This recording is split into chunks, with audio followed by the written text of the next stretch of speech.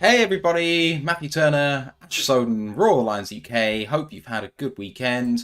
We're just having a chat before we start, and I need to resize my Zoom because that doesn't work. Hope you've all had a good weekend. Let us know what you've been up to. Get any questions for the show in the chat, and we'll get them in the show as well because we are talking about the final 11 games of the season in depth, and then we got an open show. So get the questions in. Ash, how you doing, mate? I'm all right. I'm all right. So I was just saying, just before we went live, celebrating Forest staying up. That's good for me because it means I can actually go to some matches next year. If they went down to the Championship, would have been hard, but good that they're staying up and excited for this Sunday where it's the last day where we could potentially finally get European football for the first time since 2009.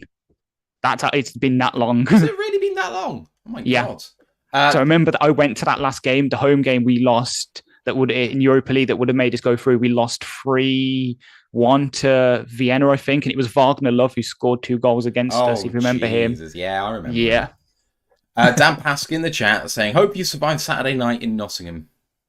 oh yeah, Saturday night and then Sunday as well. I was partying. I've got my third kit drying and got my washing rack over there after getting a bit of beer down. It's celebrating.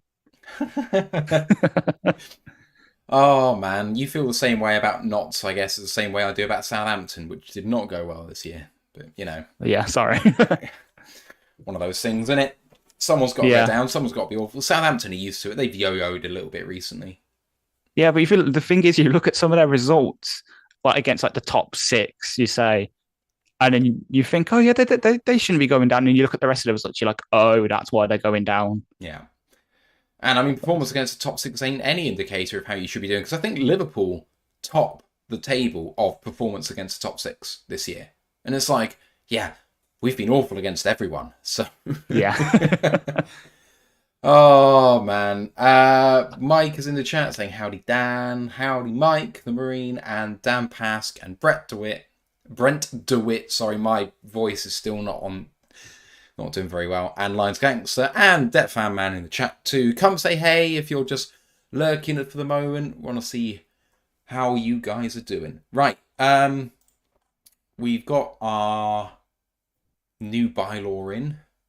I haven't missed anything else, have I? Because you're normally pretty meticulous on No, that. we haven't. No, we haven't. Thank God. I don't know if you listened to Detroit Lions podcast, the short that they did on Jack Campbell. Or the short they did on linebackers in general, and I thought it was really interesting. Is that the one they put up today? Yeah, 20 minutes or so. Yeah. Austin Davis saying hello, and James A. McClaw saying happy Monday all as well. That'll probably be what I listen to at the gym later when we finished here. You go to the gym after this, do you? Yeah. Because because I work night shifts usually, I just don't go to, as you can tell in the Discord, I don't go to sleep till like 2, 3 a.m. So usually if I've got any excess energy, I go to the gym after we finished here just to exhaust myself. Plus, we've got to get ready for that combine that's coming up. I've got to show you guys up. Oh, yeah. I still need to lose about 3 stone of weight. Oh, God. I am. I'm 17 and a half stone, so... Hang on. 230 pounds? 235 pounds? I'm about 12 stone. Yeah, fair. Oh, I dream of being 12 stone. Actually, to be fair, I think I can get down to. So, Austin Davidson, how much does a stone weigh? A stone is 14 pounds, which means that it is 6.5 kilos if you do kilos. Yeah, 6.35, blah, blah, blah. Close enough. Yeah, so, I got 17 stone 5, I think I am. So 17 stone 5 in pounds is 243 pounds. I am basically heavier than Shane Zylstra, significantly. I'm as heavy as James Mitchell, maybe more. So that Lions. A bit scary. Of course, ESPN doesn't. Let's have a look at the actual official one. So I'm roughly the same weight as like Stephen Gilmore, who's the second lightest player on the roster right now. And then so you're roughly about one, even you between like Junior Carr and Derek Barnes. I might be the best player out of those three. True. That's harsh. Mike the Marine's just asked a question that I don't want to leave to the end. He said, question, I could be drinking a lot of the blue Kool-Aid, but could you see 12 or 13 wins if the defense is Yes. 15th in the league? Yes. Yeah, absolutely. I think I pegged us for 10 wins or 11 wins, but like the ceiling of the team is 15 wins. It's just damn Easily, unlikely. But like you get on a if you beat KC week 1, you can go on a run and you could really take tear a some hammering teams to a lot apart. of but lose that first game, get on a bit of a downward spiral, then you could come out with a really bad result too. So God knows. The spread of the Lions team is far wider than what people want to say. Yeah. Detfan Man says, Ash, how does the Kool-Aid taste? I don't have any this week. Unfortunately, I have to go and get some more. But usually it's quite good. But yeah, I know you met Metaphor. I'm loving the taste of the Kool-Aid right now. I listen to stuff though.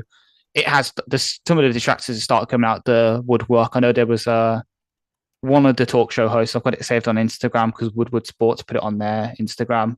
There was like, oh yeah, the Lions are getting far ahead of their skis when they're with their optimism about against KC. And I was just like, oh, of course they're starting to come out the woodwork again. It's a wave, isn't it? You just get Wood coming out people. the woodwork. Oh yeah. Yeah. Okay. Yeah. It's the ebb and flow. We're in the point where people are like, oh yeah, Lions fans are getting ahead of themselves, and then we come back with the stats, and people are like, oh yeah, the Lions could be dark horses, and it just goes round and round, and I'm just trying to tune it out by just CBA. Yeah, it's difficult. I mean, the thing is, like, it's hard to toe the line because you don't want to chug the Kool-Aid too much. Like, it's fun until the season starts, and you don't want to be too down on the team unnecessarily because it's frankly boring and also just a bit sad. But Yeah, equally, you don't want to just believe things just because it's fun to be somewhere in the middle. Like, true. Yeah, not be a complete homer, but like, I don't know. Dan talking about the emergency quarterback rule, we'll get into that during the show. I think it might just be us today, by the looks of it. oh god. The poor viewers are gonna have to put up with more of me going on like my 5-minute rant about the rosters and stuff. Lions Gang said Lions are going to surprise some teams this year, I think. I mean, I really think we'll beat Baltimore in Baltimore. Yeah. The more I look at their roster, I'm just like, I can see ways of us beating them. The teams that I think we'll struggle against are teams that are fundamentally sound, even if they're unremarkable. So at home to Denver, which we'll talk about later, that gives me some worries. Like, they're a team that has an overall really good roster, but quarterback play let them down last year. But they kept teams under 18 points famously last year really well. What happens if they do that and Russell Wilson is just a mid-level quarterback? It doesn't have to be even good, and that team's going to be firing. Other NFC North teams, like what happens if the Bears actually, are improved and they get a bit lucky? That team is suddenly, a little bit competitive. And what happens if the Vikings aren't quite as bad as we think they're going to be? And what happens if Jordan Love is actually okay? Like, there's so much about this team, the teams in the NFC North, that are like, you can see ways where they could be better than people think they're going to be, and the ways in which the Lions are going to be worse. So, but I'm not going to go out there and say, oh, I think the Lions are going to be bad, because I don't. But it's just like, the Lions don't have to be bad for the Lions to have a bad record. Yeah. And that's the thing that sucks. Like, it's so close in the NFL that... Yeah. And then obviously you didn't mention the old scary of Dallas. That's always one that scares me, even when we're at home, because they're just even though they've got especially with Mike McCarthy, and they've got a reputation for bad play calling, they've just got too much there for them not to at least win some games they shouldn't. Like, I can see Micah Parsons just getting a sack out of nowhere to win a game for them. Just hopefully not against us. Austin just said 5-1 in the division is kind of my floor, and I just can't get on board with that. Like, you're. I don't think Kansas City would say 5-1 in the division is my floor. Like, as much as they've been good the whole way through, that's a hard division, and they've been slow to warm up in years. Like, going 4-2 in the division has got to be almost always considered a good result for me. But So I don't know. Derek Bo Barrack in the building saying, "Hey guys, hey Derek." Austin said that's what we did last year, and it's true. And we should have gone 6-0 because that Minnesota game that we lost in week 3, we gave to them on a silver platter. But division games are so hard, especially in this division. Like, yeah, if it's called the Black and Blue division for a reason. Yeah, I mean, Cousins catching fire is going to be really easy to see, especially if it's Sunday at 6 p.m., 1 p.m. US time. Like, he's just good for it. You know that Cousins is going to go off and have good games sometimes. And Cousins and Jefferson could beat a team by themselves. Never mind the rest of the team. So, I don't think they're a good team, and I think that will show over the course of a season. But a one-on-one game, like, yeah, they could do it. And then what happens if Justin Fields runs for 200 yards? It could happen. It almost happened last year. Yeah. I know that they lost both of those games, but like, I mean, yeah, I don't know. The Lions got lucky in some games last year, and that gets overlooked. And I mean, lucky, but also that we deserved the luck that we had. I don't mean to say it was undeserved. Like, we absolutely deserved what we had last year, but it doesn't take much to flip a game. Like, what happens if the Jets don't have a meltdown inside of 2 minutes on 4th and 1 from midfield? Like, that was literally the play I was thinking of. That game should be an L, really. Yeah. If like the Jets have played so well that game. We played poorly. They played above their level. And then we blew them away in the last 2 minutes with one play. And it was a great play. And we deserved to win the game on that play. But it only took one person with good defensive instincts to stop that play. Yeah. Anyway, I don't mean to sound down on the team. I think we could win 15 games. It's more of I am keeping myself centered. Yes.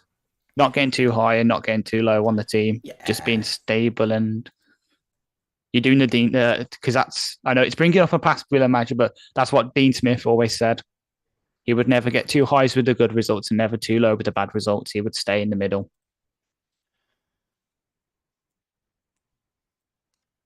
Got some good questions coming in from Mike the Marine that I'm putting in the end of the show, which is good. GA2 Skip says, "What up?" on Twitch. Hello to you. Austin said, "No, we did get lucky, but also got unlucky as well. I think we should go 6-0 in the division, but they are to do." Which is why I think 5-1. Yeah, I mean, I can see it.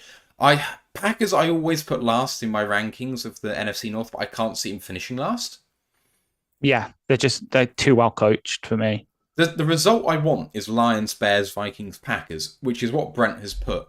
But I think the likely result is going to be Lions, Packers, Bears, Vikings. But we'll see. Yeah. In fact, it could be Lions, Packers, Vikings, Bears. Bears could easily come last. Yeah. The only thing I can see holding back the Packers, and it's because I saw our favourite Green Bay analyst tweet about it, is if Joe Barry just continues to not know how to call a defense.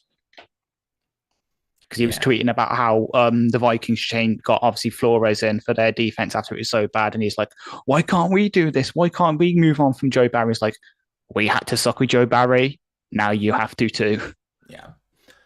Yeah, very true. Right. Shall we get this going? Yeah. All right. Recording in progress. Welcome to another edition of the Rural Alliance UK podcast, episode 198, on the road to 17-0. My name's Matthew Turner, alongside Ashley Soden. How are you doing, man?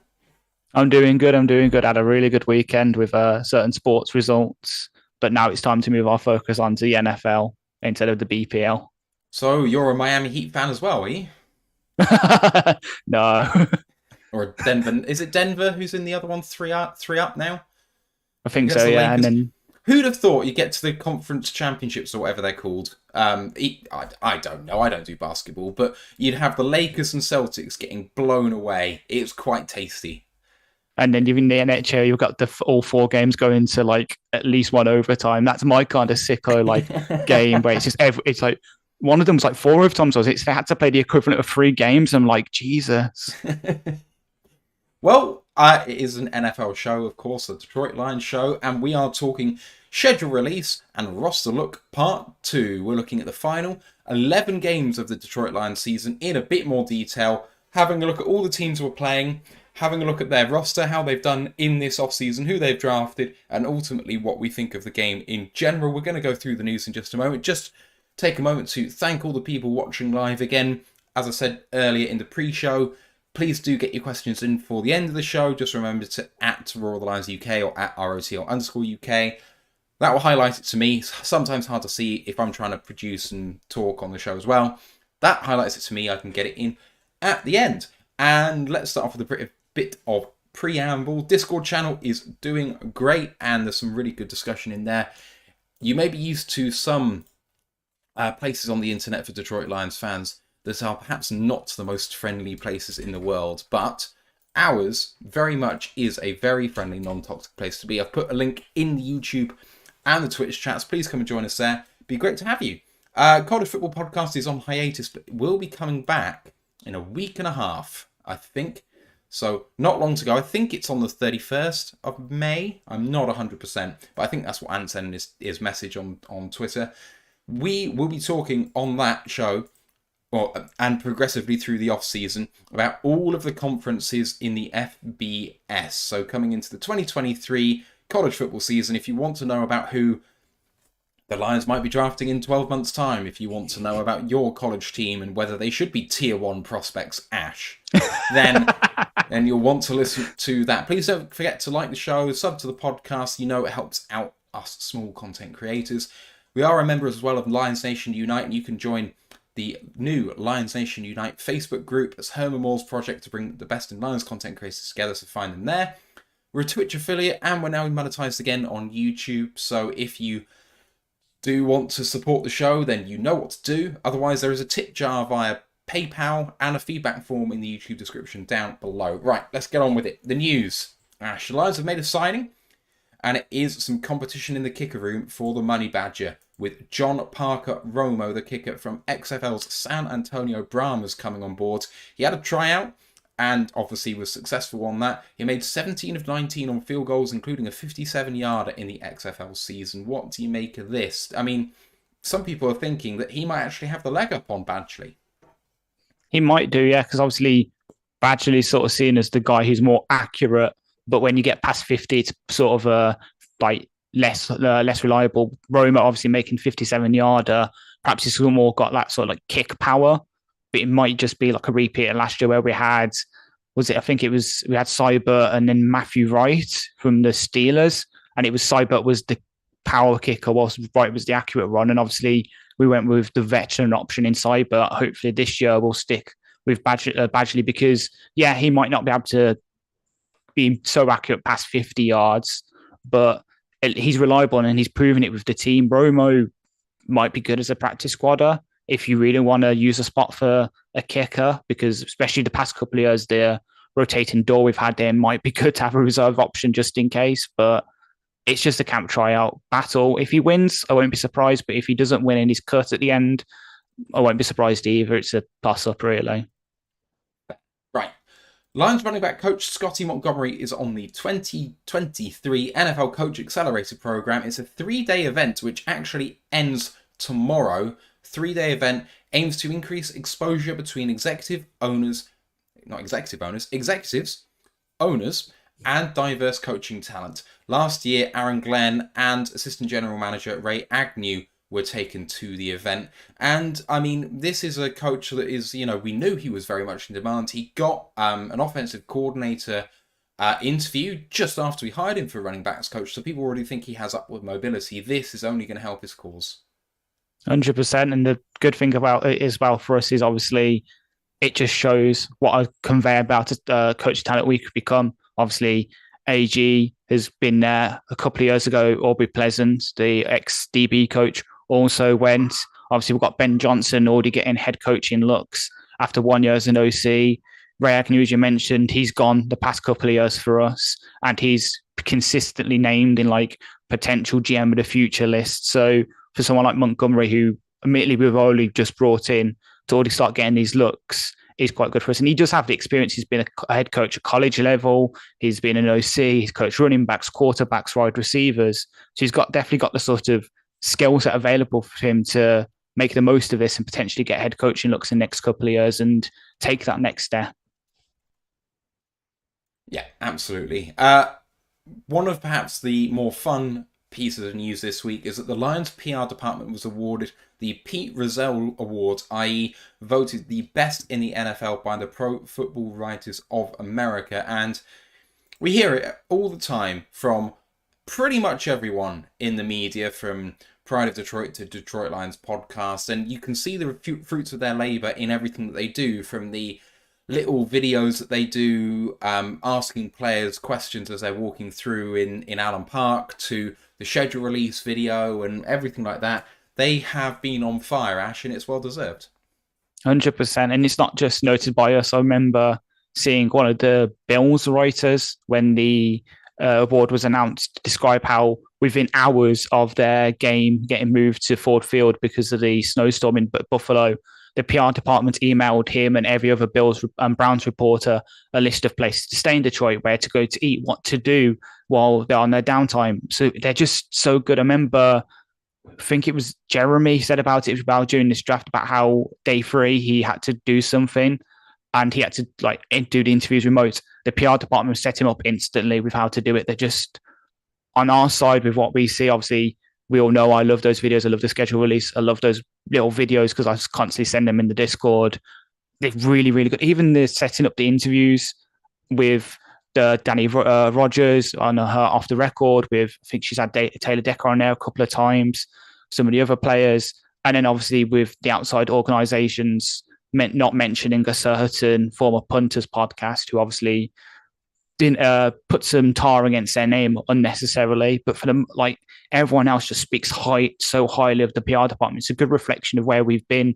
They've had to go through so much, going through the Patricia years and that, building up this thing, and now they're sort of seeing their fruits of their labour come, because it's the first time we've ever won the award, I think, we really good, and we definitely deserve it, in my opinion. Like, I just love it. They are open and honest with the public without compromising important information. It is a perfect reflection of who Dan Campbell is. And, you know, it's not often that you see a PR department and the Lions coaching staff in sync, but it really pays dividends when they're both on the same page. So that's great. Congratulations to them. They've been absolutely fantastic for years now. And a bit of breaking news from the last hour or so. The Lions' proposed bylaw allowing a third quarterback to dress for emergency situations without using a game day roster spot has been passed without a vote by the owners.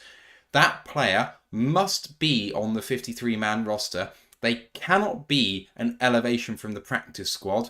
That third quarterback is only allowed if the first 2 quarterbacks are injured. So benchings do not count. That's per Field Yates. Our original proposal was to allow an inactive or practice squad player to be activated in case of injury. This is a slight amendment to that proposal. So it's not really 53 plus 1 like it was going to be. It's more like 47 plus 1 or 48 if you have the 9 offensive linemen plus 1, which is a bit of a mouthful to say, but there you go. Your note of ramifications for Sudfeld, Hooker and Martinez. Why don't you elaborate on the proposal and then that aspect of it? So yeah, I've included that little bit about the original proposal because that was the sticking point. We obviously proposed this during the spring meetings just before free agency in the draft, and that was the sticking point. It was about the language of where this third quarterback was going to be coming from. So originally it was supposed to be a sort of, you have a QB or practice player who, let's say for us, fingers crossed, touch wood, all the dispelling of the bad like aura stuff, Goff, and let's say it's Sudfeld in week 2, go down injured, we could then bring Martinez off the practice squad on game day instantly and put him out there, which obviously isn't the best situation, but it's what was proposed. Obviously, the NFL owners didn't like that rule. They wanted better language, and now it is that they have to be on the 53 for, I think it's by the fact it's you can't be in elevation that week, you have to be on there for at least a week, which probably works better for the player since they know the game plan a bit better, know the playbook because they've stuck around on that 53 for at least a week. They've got some absorption into their things. It's better for the owners since they don't have to hand out a sudden practice squad elevation check to someone coming straight off the practice squad into a game day. It's good for everyone. And yeah, a reason I put ramifications for Sudfeld, Hooker, and Martinez is because obviously when we drafted Hooker and we signed Martinez as UDFA, we were kind of up in the air about Nate Sudfeld's role on the team when Hooker's fully fit. I think this pretty much guarantees him a roster spot this year, even when Hooker's fit, because he could be that third QB if week 18, Goff and Hooker both get injured. He can come in, sort of steady the ship for us, and then be able to play on kind of thing. So I think that's the reason I put it in. And if not, then next year, sticking around, it could be Goff, Hooker, Martinez, and Martinez could be that third QB who's called up if they get injured. So it just guarantees another player their sort of spot on the roster now in terms of QBs, which is obviously the most important position. Yeah, I totally agree with everything you said. And just to say thank you to Derek Bobaric for spending 100 bits on Twitch saying, somebody told me donating bits makes the new season come quicker. Absolutely true. Absolutely true. Yeah, I 100% believe it. If Hooker is going to start on PUP, which a lot of media commentators say is going to happen, I'm not convinced personally, but if it does, unless we bring someone else in, it guarantees that Sudfeld and Martinez make it. Both of them. Because, I mean, if you have this rule, why not take advantage of it? Like, what is the 53rd man on the roster doing if you don't have a third quarterback? Well, they're not active on game day. They can't play. So to have a quarterback instead who can and doesn't count against the limit. I mean, it's going to suck if you bench someone and the relief player gets injured. But I think it's a good rule. If you're going to exempt an active day roster spot to someone effectively, then, you know, if one of the quarterbacks can go, you can't play. Fair play. I like that very much. All right, let's move it on to the final 11 games of the season. Just to recap the entire schedule in general, if you haven't listened to last week's show, we start off with 3 preseason games at home to the Giants, Jacksonville, and then away at the Panthers. And then the regular season kicking it off on Sunday Night Football on Thursday night at KC, opening the entire season, then at home to Seattle, Atlanta, away at Green Bay for Thursday Night Football, at home to Carolina, away at Tampa, away at Baltimore, at home to Las Vegas for Monday Night Football, and that's where we finished on the bye in week 9. And can I just start saying how sweet it is to be coming out of the bye right in the centre of the season? Yes, this is one of the things I first looked for when the schedule came out, because past couple of years we've pretty much had an early bye, which then when we got to the end of the season, the injuries were starting to pile up, the play was starting to degrade as like players were just getting too, like the exhaustion was coming in. Having a bye right in the middle of the season, not only does it split the season nicely into sort of 4 chunks for us, but for the players as well, they play those 8 games, then they've got that week off to sort of rest, recuperate. It's an optimal place for me, in my opinion, especially with the way that the schedule is now with 17 games. It's just perfect for us, so I love it. All right. That isn't where we actually finished last time because I'm an idiot. We finished 2 games before that. Let's start with Baltimore, at Baltimore. I'm stupid. Sorry. Apologies for that. Right.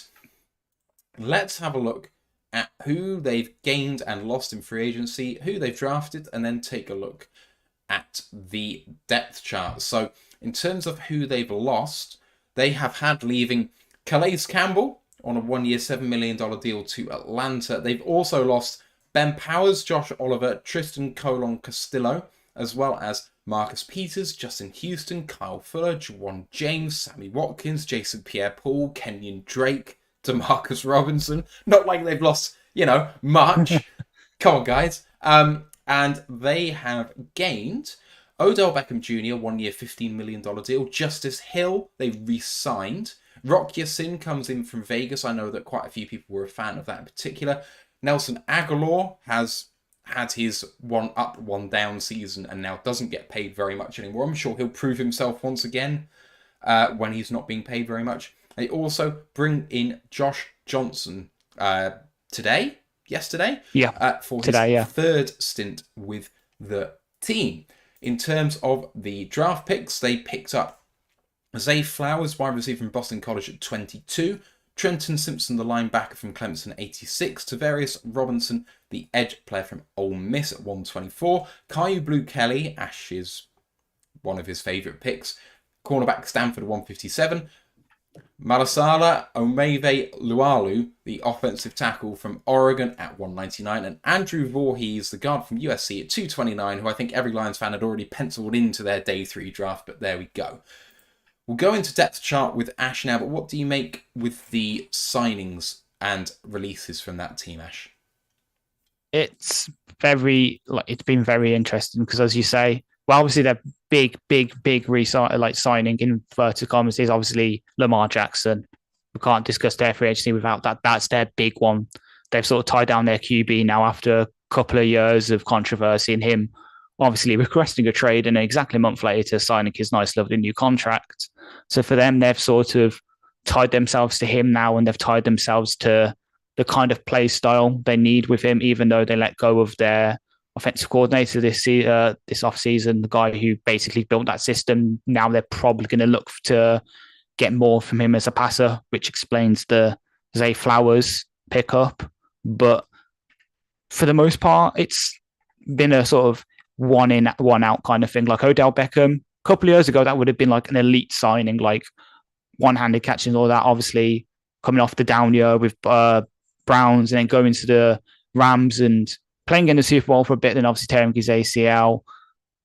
It's not as good as you think, especially since he's shorter than me. I know I mentioned this last week briefly, but out of all their receivers that they've got that's likely to make the roster, Rashad Bateman's the only one who's about taller than me. Everyone else is my size at like 5'11" or shorter. So God help him trying to throw a contested catch, because who's going to get it if you double cover, if you get Bateman? Rock Ya-Sin's a really good signing for them, in my opinion, for their sort of man-heavy scheme. He's a really good press man corner, but in zone, not as good.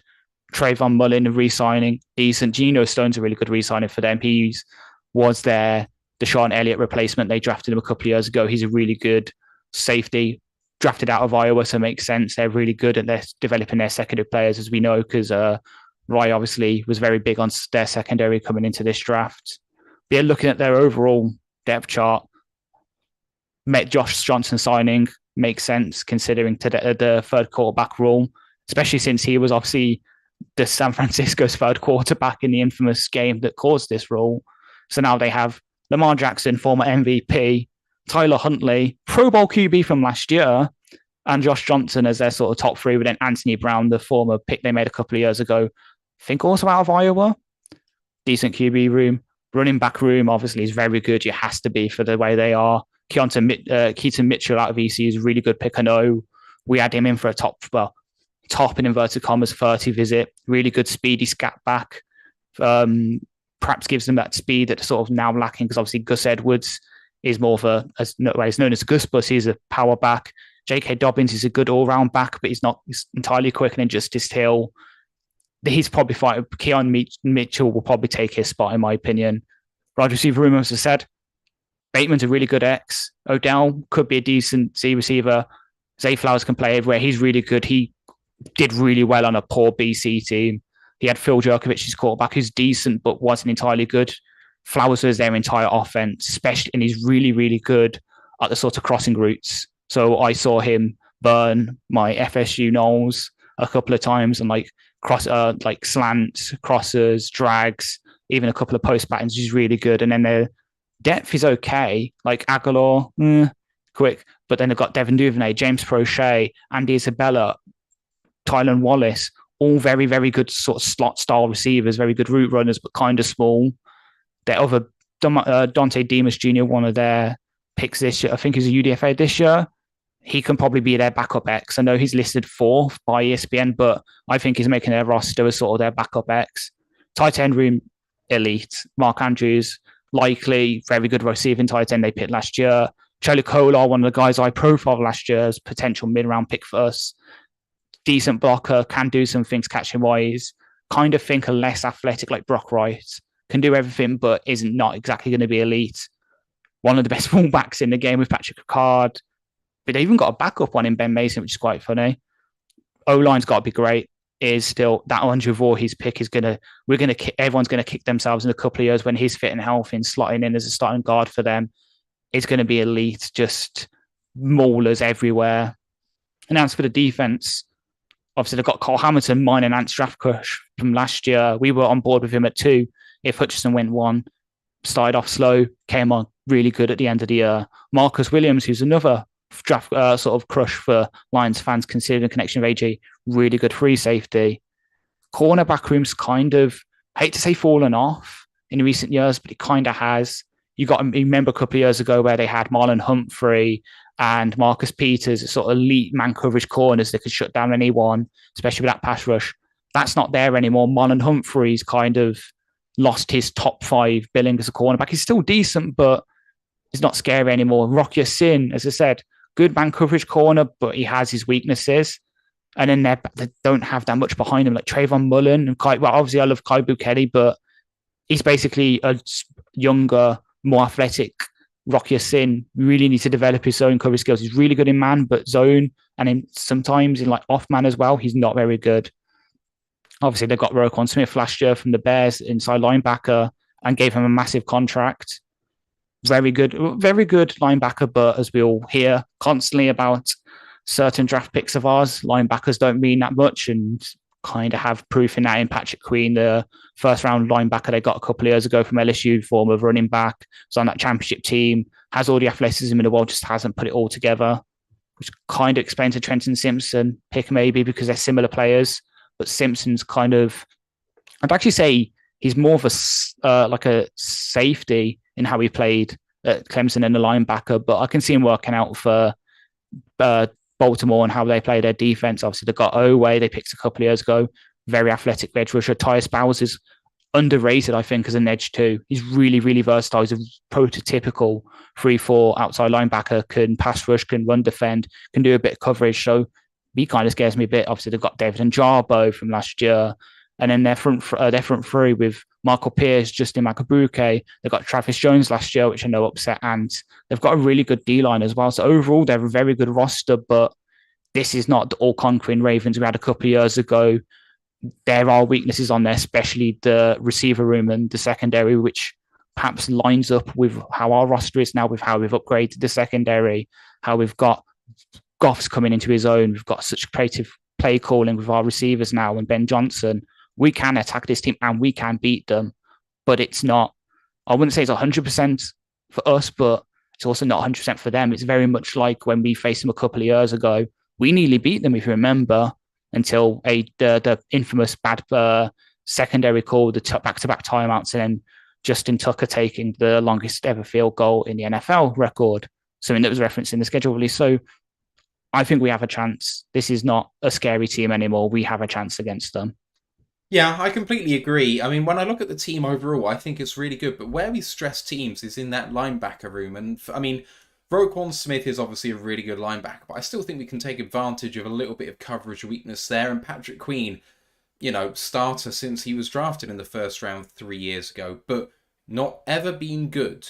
Just the best of what they have. Simpson might come and take that job pretty quickly, but that doesn't mean that Simpson's going to be any better. I mean, we already said that Simpson was a little bit of a project coming into the NFL. He's going to have to do a bit of learning, so I think we can stress them in that way. And I mean, in Oway and Bowser or Ajabo, you have got a set of players who on the edge aren't the best run defenders. And actually stretching it out to the outside with that outside scheme that we're going to run with a certain highly drafted running back is going to really put them at risk, I think. So we're not going to be running up the middle against Michael Pierce and Travis Jones and Justin Mabuike. That's not going to be what we do. I think we can put this team under a lot of stress. The biggest factor for me is that I don't believe in Lamar Jackson.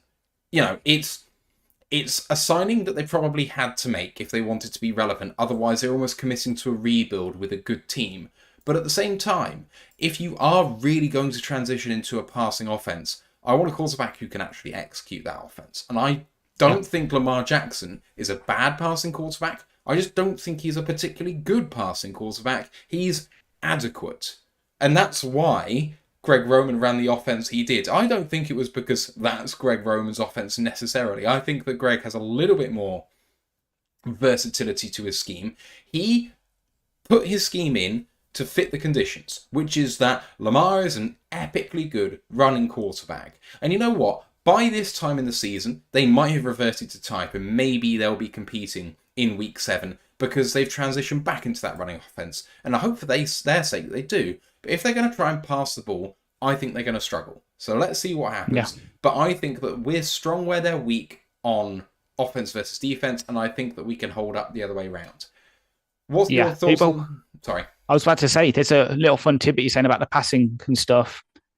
You've got to remember, obviously, Lamar, last game for Louisville, who's in the bowl game. Who was the quarterback that outdueled him in that bowl game? I don't know who they played. I'll give you a clue. We mentioned him. We mentioned him a couple of weeks ago. With our UDFA, you really like this guy. I have no idea. Our new UDFA wide receiver, Keaton Thompson, our new Taysom Hill. Oh, okay.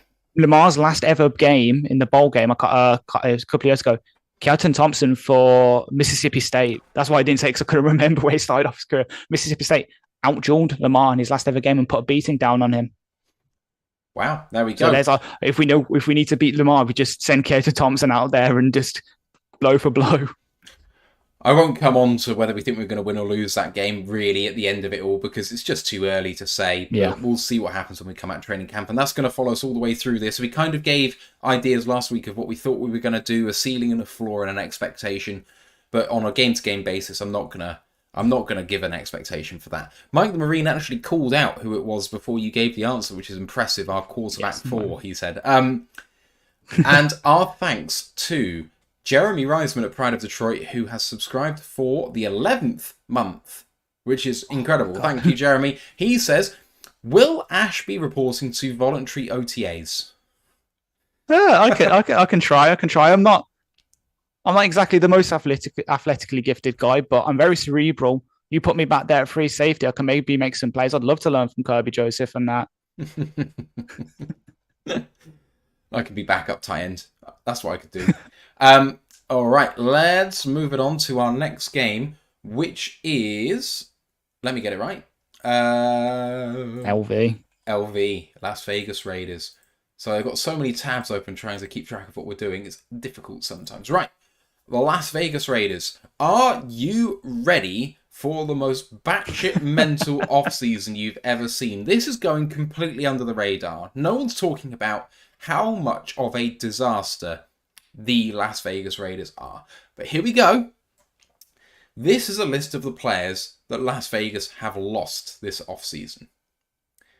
Jackson Barton, Matt Hollins, Rock Yassin, Andrew Billings, Sidney Jones, Trent Sieg, Jared Stidham, Denzel Perryman, Derek Carr, Foster Moreau, Cleveland Farrell, Anthony Averett, Duron Harmon, Jayon Brown, Isaac Rochelle, Jordan Jenkins, Micah Kaiser, Tayshaun Bauer, Matthias Farley, Julian Diaz, and Brock Martin. And breathe. And bringing back in one form or another, whether re-signing or bringing in a new, Jimmy Garoppolo, Jacoby Myers, Marcus Epps, Robert Spillane, Jerry Tillery, Brandon Faison, Brian Hoyer, Jacob Bobenmoyer, that's a long snapper if you've not heard of him, Jermaine Illuminor, Austin Hooper, Jacob Johnson, DeAndre Carter, Alex Bars, David Long, John Jenkins, Duke Shelley, Jaquan Johnson, OJ Howard, Cam Sims, Keelan Cole, Philip Dorsett, Jordan Willis, Natane Muti, Ronis Grasu, and Greg Van Roten. And breathe. The roster turnover on this team cannot be understated. And some of the signings are good. Picking out some in particular that we were talking about just before we came on. Jacoby Myers, a borderline, low end wide receiver, 1 for 11 million per is good business. Marcus Epps, 6 million per is good business. Austin Hooper for just a shade under 3 million is good business. OJ Howard for veteran minimum is good business, as is Keelan Cole and Philip Dorsett. These guys they're signing for, pretty low money compared to where they might be. David Long for 1.5 million, just above the veteran minimum. I mean, even Brian Hoyer as a backup for 2.25 is absolutely fine. But it's just the sheer number of these guys staggering to me. And having a look at how they did in the draft as well. Tyree Wilson at 7, edge from Texas Tech. Michael Mayer, tight end, Notre Dame at 35. Brian Young? I think it's Byron Young, is it not? Defensive lineman, Alabama at 70. Trey Tucker, wide receiver, Cincinnati at 100. Jacorian Bennett, damn you. Cornerback, Maryland, 104. Aiden O'Connell at 135. Quarterback, Purdue. Chris Smith, the safety from Georgia at 170. Amari Burney, the linebacker from Florida at 203. And Nesta Jade Slivera, defensive tackle, Arizona State at 231. So they have 2, 3, 4, 5, 6, 7, 8, 9 draft picks. And then they signed, it must be something in the region of 25 players. So they've got 35 or so new players, Ash. Sum that up for us.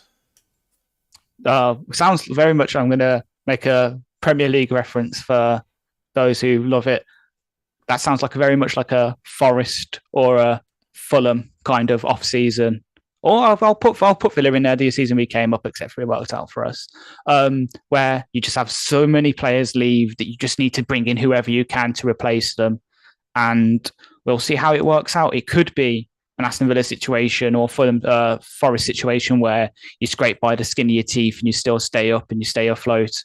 Or it could be a Fulham situation where you just completely overspend, you pick the wrong players and you sink to the depths of the NFL. Honestly, no idea what could happen. I'm wagering, considering their division, it's the latter, because, as we said, some good signings in there, but as we said before we came on, would you rather have Jimmy Garoppolo at 25 million, someone who's in the two teams he's been in Bill Belichick when he was in the peak of his form, Tom Brady was around, Buster was really good, could win there, and then obviously goes to San Francisco with one of the most QB-friendly systems around, obviously made a Super Bowl like Jared Goff did, but arguably with a lot more help than Goff did. Or would you rather have Jared Goff on his current contract? I'd happily take Jared Goff on his current contract. He offers a lot more. Jimmy has shown flashes of being able to be a top, sort of 12 to 16, 18 quarterback. But is that going to keep you afloat in a division where you've got to go against Mahomes for 2 games a season, Justin Herbert 2 games a season, Russell Wilson if he can find form again with Sean Payton for 2 games a season? I don't think so. And it's just they've got really good players. Josh Jacobs obviously led the league last year in rushing, but there's some little dispute there about the money. Davante Adams used to be a top-tier wide receiver away from his best friend Aaron Rodgers, gone downhill a bit, isn't really that scary anymore. Hunter Renfrow is a really good slot receiver, but there's whisperings that he could get dealt. Yeah. Or be a June 1 cut. I've heard it might be a June 1 cut, and it's like, he's one of the best players on your team. Yeah. Austin Hooper's an average tight end.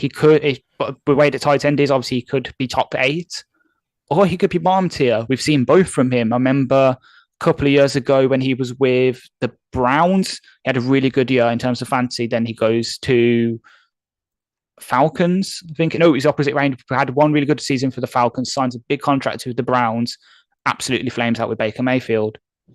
OJ Howard, again, very good receiving weapon, former ballot tight end, did really well in partnership with Cam Brace in Tampa, but all he does is receive. He's not very good at blocking. So if you put him on the field, it's very much like putting Eric Ebron on the field or Evan Ingram. You know exactly what's going to happen and you know exactly how to cover it. Obviously, Michael Mayer, very good addition in their tight end room. Seeing those rookie premier pictures, I remember some people tweeting, is he a tight end or is he a swing tackle? Because he looks absolutely jacked. But at the same time, he absolutely looks miserable, especially when he stood next to Sam Laporte, standing there doing his best Jimmy Bullard impression, smiling to the sky. The complete just difference between the two is hilarious to see. Colton Miller's a decent left tackle. Dylan Palm's an average left guard. Everyone else is probably low tier starter at best. There is from centre to right tackle, it's weak. We can attack that.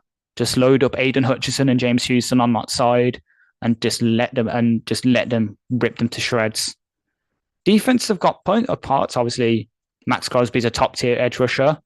Chandler Jones declining in his career, but still has some moves. Obviously, they've got Tyree Wilson, but is he going to be able to start the season with his ankle injury? Diane Devablo is a decent coverage backer. Maybe it can do some things against the run, but he's a converted safety. He's not the biggest. We can exploit him against the run. Spillane's basically a special teamer. Just a big guy. Just plugs up the middle, does some stuff. Hobbs, he was a rookie 2 years ago. He made the PFF All-Rookie team over Jerry Jacobs, despite Jerry Jacobs grading better, because supposedly Jacobs was a slot corner, didn't play on the outside, even though he did, and Nate Hobbs actually played more in the slot. But I'll put aside that little grudge from 2 years ago. He's okay, but small. Duke Shelley, small. David Long Jr., decent slot corner, small. Jacorian Bennett is probably their best outside corner in my opinion, and hopefully you agree, because we both loved him coming out this year. He was part of that Maryland defense, played very well, did play a bit in the slot for them, but he's very good on the outside. You're going to have to say Maryland. You have to say Maryland properly, otherwise people are going to be upset. No, I refuse. They're like the cookies. I will stand by. I will call it like the cookies. But and then obviously we mentioned Marcus Epps, decent starting safety. Trayvon Moorick, really good, versatile safety as well. Obviously drafted Chris Smith III, who is a versatile slot kind of safety hybrid. He was on that sort of our list of like 5 guys I would potentially cut Will Harris for if we drafted him. He was one of them. He's very good. Jacon Johnson was a guy who was people very high on a couple of years ago coming out in Indiana, kind of fell off. So they've got some pieces there, but again, as we've said, it's a lot of meh sprinkled in with a tiny few bits of like shiny stuff for the Magpies to look at. Is it all going to stick together? Meh. You can't. There's only so much glitter you can toss on a turd and make it look good, to be honest. And unfortunately, I think this is just a glittered cover turd of a roster. I don't want to overstate this point, but I probably will end up doing that. This, for me, given the division it's in, has a shot at being a top 3 pick next year. Yep. Because they probably will lose every single division game. And so you come out the back of that with a starting quarterback that I just don't believe in. Garoppolo, as you so eloquently were saying earlier, is effectively, he's been shielded from whether he's any good or not. Like, is he any good? I actually think at San Francisco he showed flashes of not being that good. And, you know, he can throw a short ball, but actually he has really bad moments of decision-making where he just throws the ball straight to an opposition player. Don't ask him to throw the ball deep, he's not good at it. And, you know, that's going to hamper this offense. So I don't believe in Jimmy being able to do it. I think he'll provide a higher floor than perhaps some of the rookie quarterbacks coming in, but I mean, that's not saying a lot. And I think those rookie quarterbacks are sometimes walking into better situations. Jacobs and Adams could be some of the best wide receiver running back combos in the game, firing on all cylinders. But that ain't making a team, and I don't believe in it. I don't believe in Vegas whatsoever. All right, let's move it on to our next one. So now we have the bye week in week 9, and then in week 10 we move on to at the LA Chargers. Now this is a bit more of a low-key off-season, which I think is only a good thing for them. They've lost Joe Gaziano, Christian Covington and Drew Tranquill, as well as DeAndre Carter, Troy Reed, Storm Norton, Braden Fajoko, and Matt Filer, and then not picked up yet, Kyle Van Noy, Chase Daniel, Bryce Callahan, Nazir Adderley, Richard Rogers, Tyler Davidson, Derek Tuska, and Michael Brandy. They've brought in or re-signed, and most of these are actually re-signings. The only person they've brought in two, is Eric Kendricks, the inside linebacker from Minnesota for 2 years, $13.25 million, and Nick Williams, defensive tackle from the Giants, contract terms undisclosed, obviously a former Lion. Everyone else is a re-signing that they've managed to retain in Trey Pipkins, Morgan Fox, J.K. Scott, Donald Parham, Jalen Guyton, Will Clapp, and Kemon Hall. I mean, it's a low-key in and out set of players for me. Maybe they've lost a bit more than they've gained in terms of losing players like Kyle Van Noy, who actually played quite well. Bryce Callahan is obviously used to be one of the better cornerbacks in this league. And then a bit of depth in Matt Filer and Braden Fajoko going, as well as Storm Norton. They're losing a little bit of offensive line depth there. And then looking at their draft, they drafted Quentin Johnson, the wide receiver from TCU at 21. Tuli Tuipulotu, the edge from USC at 54. Diane Henley, the linebacker from Washington State at 85. Darius Davis, the wide receiver from TCU, so double dipping at wide receivers from TCU at 125. Jordan McFadden, the offensive tackle from Clemson at 156. Scott Matlock, the defensive tackle from Boise State at 200. And Max Duggan, quarterback TCU at 239. So 3 TCU offensive players in that team. Ash, what do you make of their offseason? As you said, it's been very in and out, mostly re-signings. Can't really knock it, as you say, but they have lost a bit, obviously, losing the best backup quarterback in terms of money making in Chase Daniel. I'm sure him and Josh Rosen are currently sitting on a beach somewhere high-fiving as they hear about this emergency third quarterback rule, because they know they're getting a couple more million coming their way. Absolutely hilarious. Just, it's the stunning thing for me was the triple dipping from TCU in the draft. I liked Q. Felt a bit redundant with Mike Williams on the roster. They play very similar roles, in my opinion.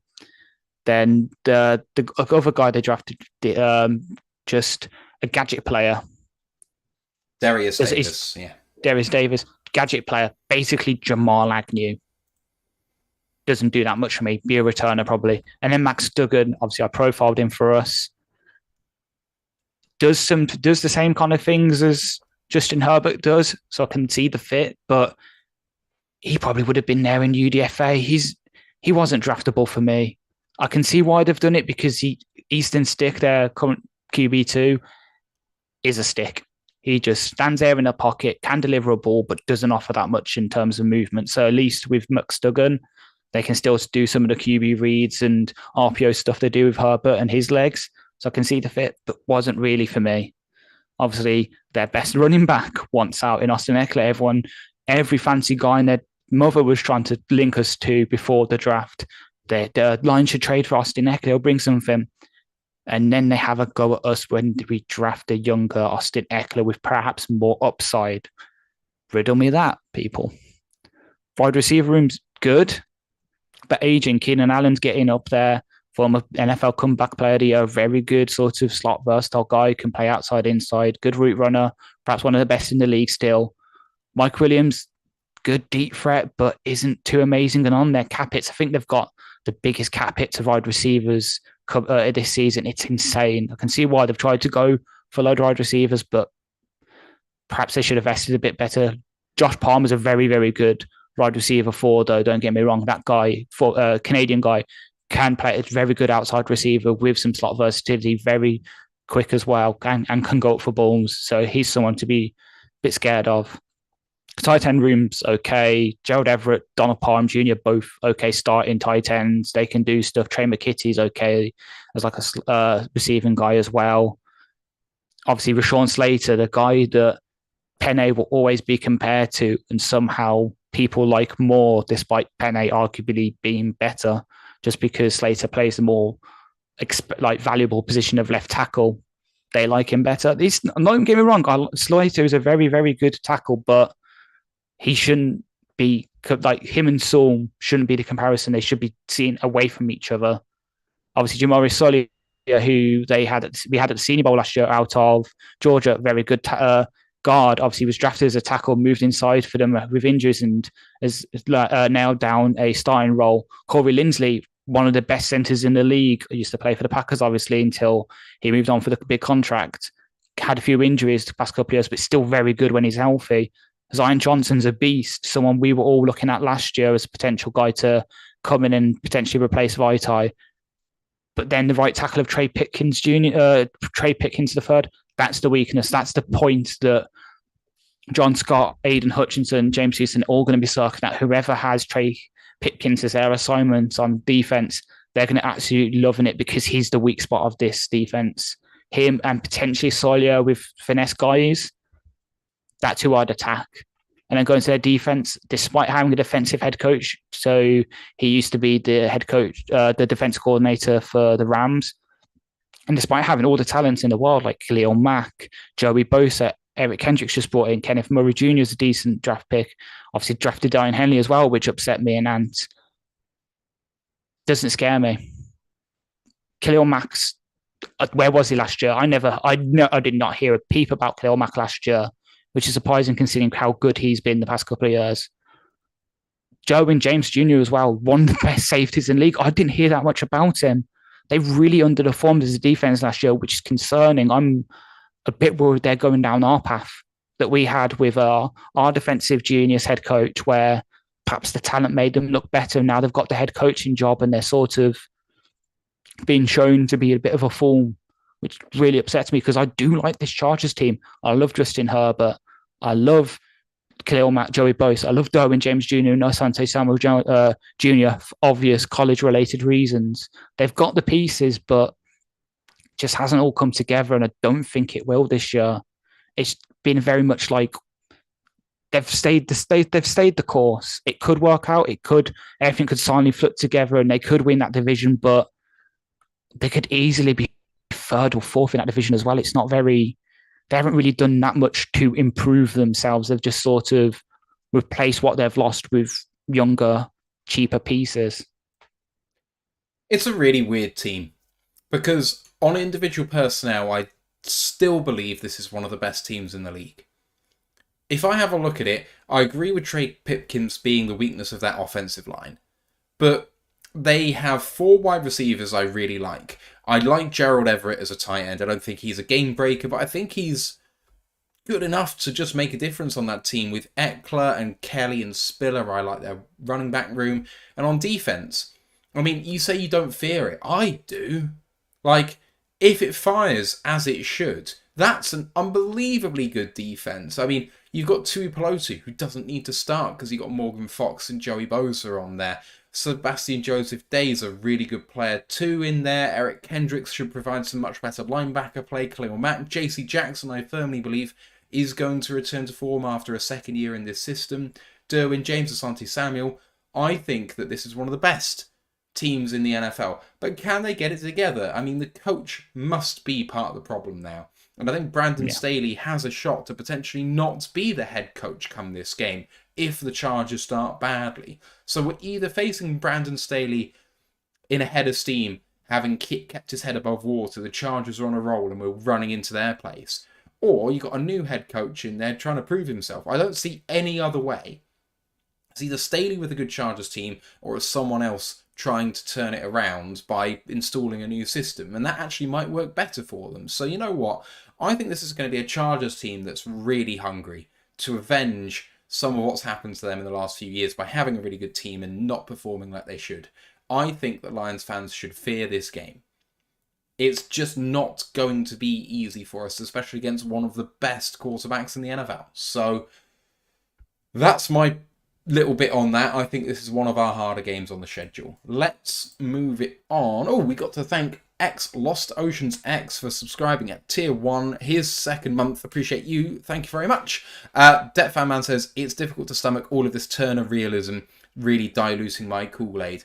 I don't mean to be dousing it on the fire of your hopes and dreams, man. I still believe this Lions team is going to be really, really good. I just think that NFL's a pretty even league, and I think that, you know, you can spin this any which way. The reason the Chargers have been bad in recent years is not because of the personnel. It might be scheme related, it might be chemistry related, but one way or the other, either the GM or the head coach have been fucking up. Because it's just so much better than its record. So let's see what happens with them.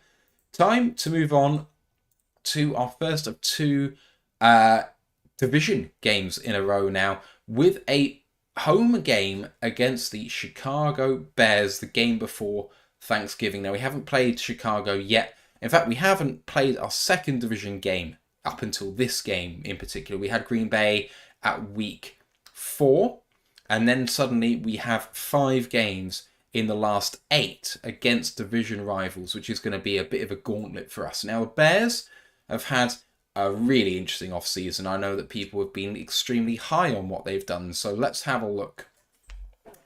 They've let go in free agency of Sam Mustafa, the centre, Matthew Adams, outside linebacker, David Montgomery, running back, Riley Reef, tackle, Nicholas Morrow, the outside linebacker, Armon Watts, defensive tackle, Trayvon Wesco, the fullback, as well as, not signed yet, Byron Pringle, Al-Qadim Mohammed, Angelo Blackson, and Keel Harry, Ryan Griffin, DeAndre Houston Carter, Dane Cruikshank, Dakota Dozier, Michael Schofield, Mike Pennell, Joe Thomas, Javin White, Harrison Hands, Brayon Borders, Nick Amoa, Justin Broyles, and Damon Caffrey. To replace those guys in free agency, they've brought in or re-signed Tremaine Edmonds, Nate Davis, DeMarcus Walker, TJ Edwards, Philip Walker, PJ Walker, Travis Homer, Andrew Billings, Robert Tonyan, Rasheem Green, Donta Foreman, Dante Pettis, Nathan Peterman, Dylan Cole, Trevor Simeon. So quite active in free agency with a few going out and a few going in. But I got to say that actually, as a broad brush statement, they've got rid of a load of players that don't matter, that have been underperforming and not really doing very well for the team, and replaced them with a load of players who should do very well in this system. So I think they've had a stonking free agency period. And then looking at their draft picks, Darnell Wright, tackle, Tennessee, 10. Gervin Dexter, defensive tackle, Florida at 53. Tyreek Stevenson, cornerback, Miami, Florida at 56. Zach Pickens, defensive tackle, South Carolina at 64. Roschon Johnson, running back, Texas at 115. Tyler Scott, wide receiver, Cincinnati, 133. Noah Sewell, linebacker, Oregon, 148. Terrell Smith, cornerback, Minnesota, 165.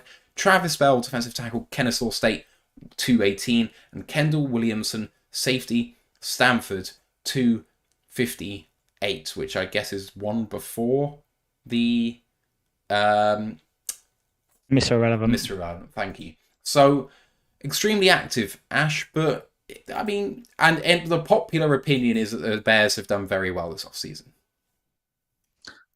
They have in some ways and haven't in others. So obviously the big question mark is, will Tremaine Edmonds live up to his massive contract?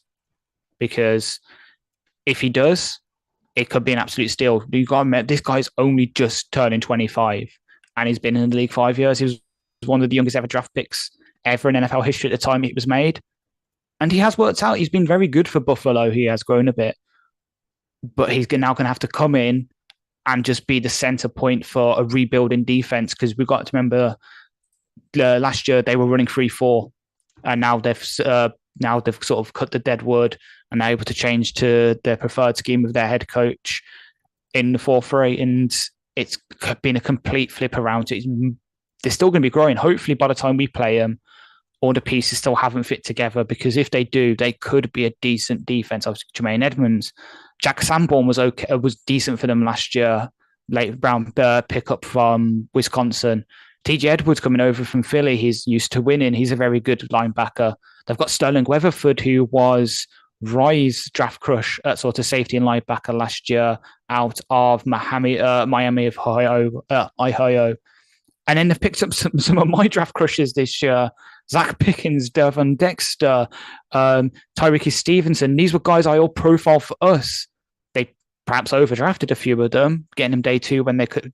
For me, they were early day 3 prospects, but Zach Pickens is a very good pass rushing free tech. He can do a lot from the interior. Gervon Bex is a good sort of run stuff in D tackle. Stevenson's was one of the best man coverage corners in the draft, though I think the Bears are going to be running that sort of press cover free system that the head coach has brought over from the Colts. So maybe it's not a scheme fit for him, because I remember watching his tape. He has such an obvious tell for zone where he's literally staring with the quarterback and his body's not squared with receiver.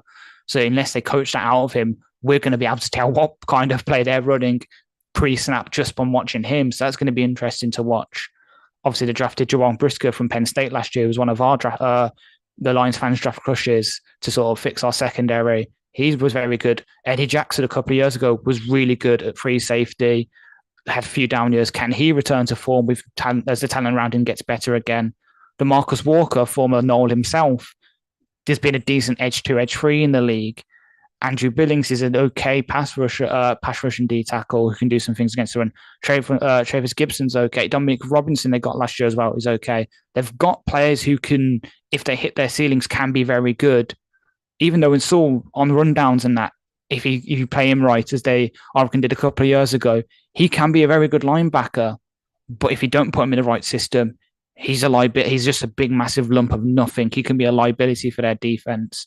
So unless Rye's not here, someone has to make up for Rye's like euphemisms and stuff. I'm trying my best. But so, like this defense, if under the coaching, it can turn out right. You got to remember when the head coach was in Indianapolis, they had one of the best defenses in the league. They were very good at developing players and stuff. So if he can hit it with these players, this can be a very good defense again. And that could be scary considering the rushing threats they have with Justin Fields and that. They can be a very rely on the defense to grind out the sort of clock on offense kind of team. And that could win them games because Fields, as we all know, electric running the ball.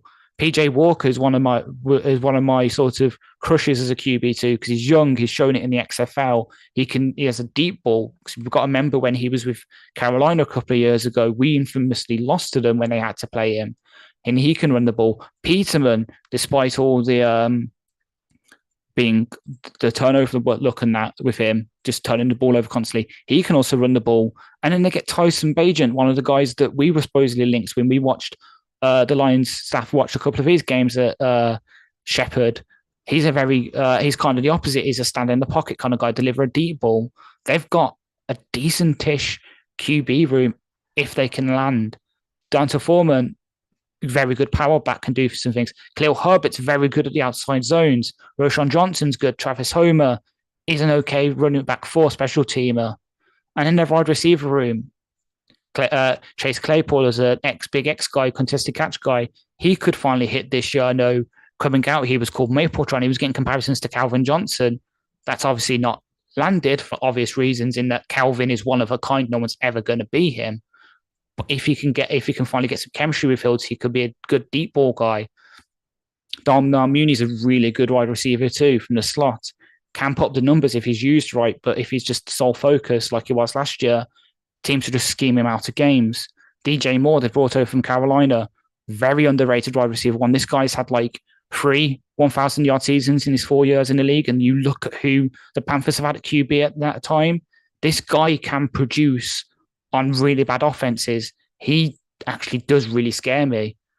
Like, I can see him absolutely torching us if him and Fields can get on the same page. Obviously, you've got St. Brown, who is the worst of the St. Browns, who doesn't do, like, he's a decent global guy. He can hit on a couple of those, but other than that, Tyler Scott from Cincinnati, fast guy, slot. Dante Pettis, fast guy, slot. Willis Jones Jr., fast guy, slot. They've got a couple of guys that can go on the outside, but once you get past them, it's all very much slot runner guys. If they have some injuries coming into this game, let's say DJ Moore's got a hip injury and Chase Claypool's done his leg in or something, and having to rely on Darnell Mooney, Equanimous St. Brown, and Tyler Scott as their starting 3 receivers, that doesn't scare me at all because we can deal with them. But if one of Claypool and Moore's there, they suddenly have that little dimension, someone that's going to pull coverage away from the other guys, and Fields could, with decent pass protection, hurt us. But that's the problem, is their pass protection. I know they graded better than us by PFF and the ESPN last year as an offensive line. That's because of the run blocking and because Justin Fields was able to run away from pressure, and they were just able to hold him back long enough for him to deliver a ball or throw it away. They're not that good. Braxton Jones, they're very high on him for some reason as a late round pick they had last year. They should have really upgraded on him in free agency or the draft. Tevin Jenkins, this is a guy who was drafted as a right tackle, couldn't make it there, so they moved him to right guard, couldn't make it there. Now he's at left guard. Very good road grader as a run blocker. Pass protection still got to get there. It was very good for Oklahoma State Cowboys coming out.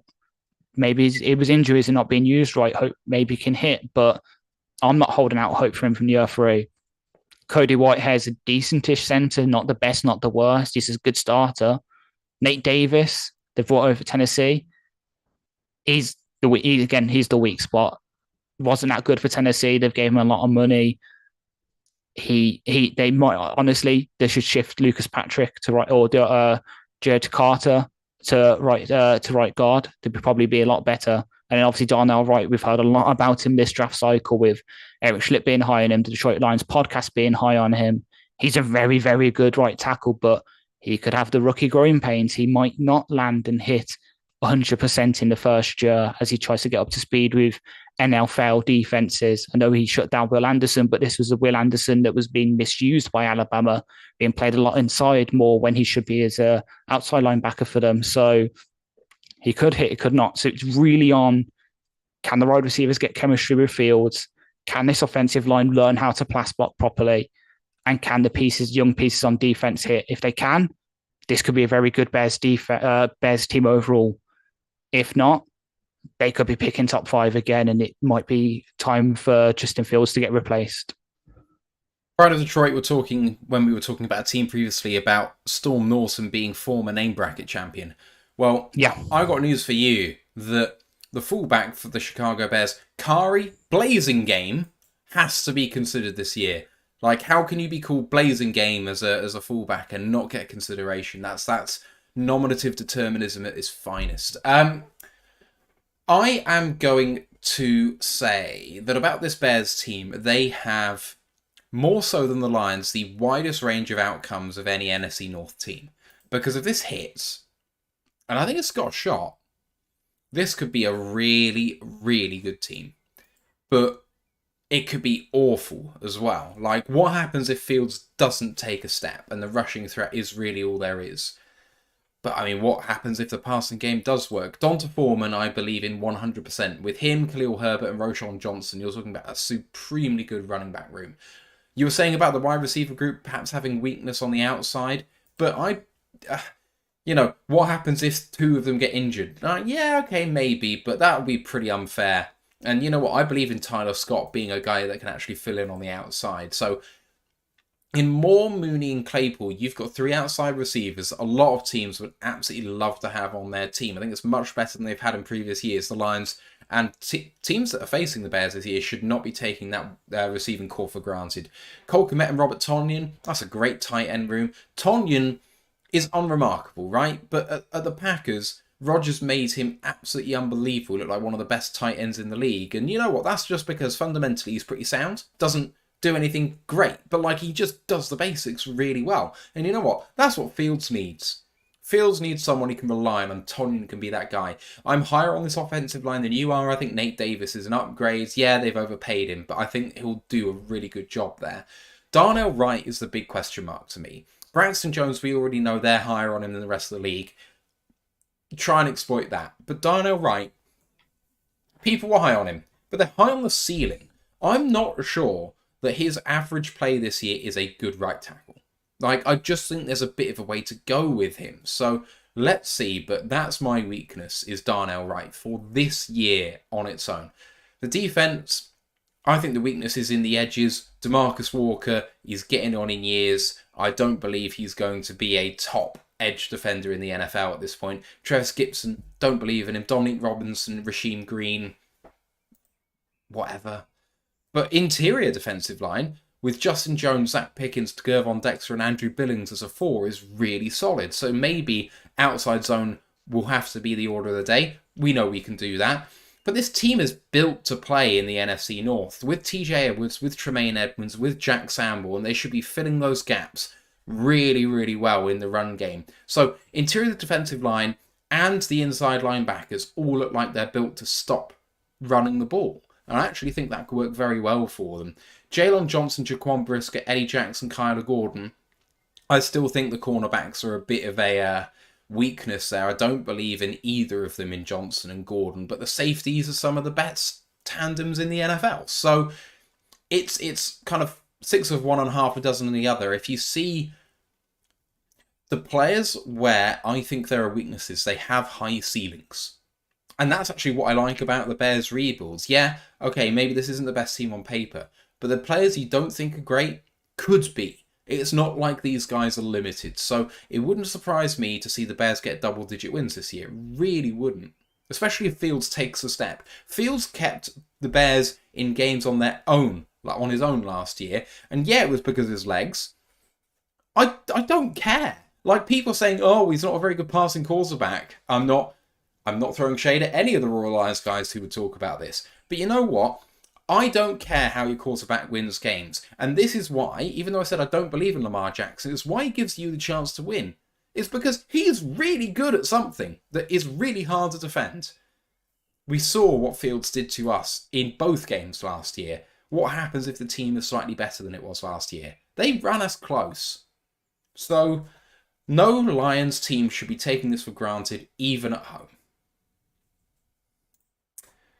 Alright, let's move it on to the next one, and we follow up one division game with another. It's Thanksgiving on Thursday day, in fact, isn't it? 12:30 kickoff against the Green Bay Packers. Now, the Packers have obviously had an interesting offseason with Aaron Rodgers moving on, but they've also lost some significant pieces because their cap is, and this is a technical term, fucked. Now, the Packers have obviously done quite well out of the trade considering how they were, because they managed to rework the deal and actually save a significant amount of cap. So what we were hoping was going to be a multi-year rebuild for the Packers has actually softened into perhaps a one-year problem, and then they can go again. And anyone listening to this show will not be surprised if the Packers are a good team in 2024.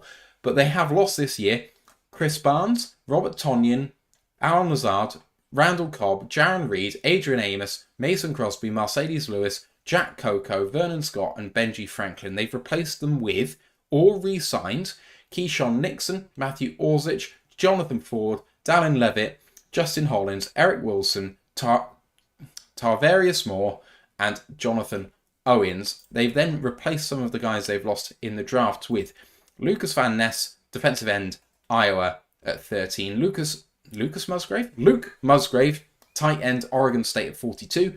Jaden Reed, wide receiver, Michigan State at 50. Tucker Kraft, 78, tight end, South Dakota State. Colby Wooden, edge, Auburn 116. Sean Clifford, quarterback, Penn State 149. Dontavian Wicks, wide receiver, Virginia 159. Carl Brooks, defensive tackle, Bowling Green 179. Anders Carlson, kicker, Auburn 207. Carrington Valentine, cornerback, Kentucky at 232. Lou Nichols III, running back, Central Michigan 235. Anthony Johnson Jr., the safety from Iowa State 242. And Grant DuBose, wide receiver from Charlotte at 256. Ash, a huge amount of draft picks, significant pieces lost in this offseason, but the roster looks okay. Yeah, this is very much similar situation to what we've just discussed with the Bears, but in a slightly different way. Obviously, their entire season hinges on whether Love can hit for them.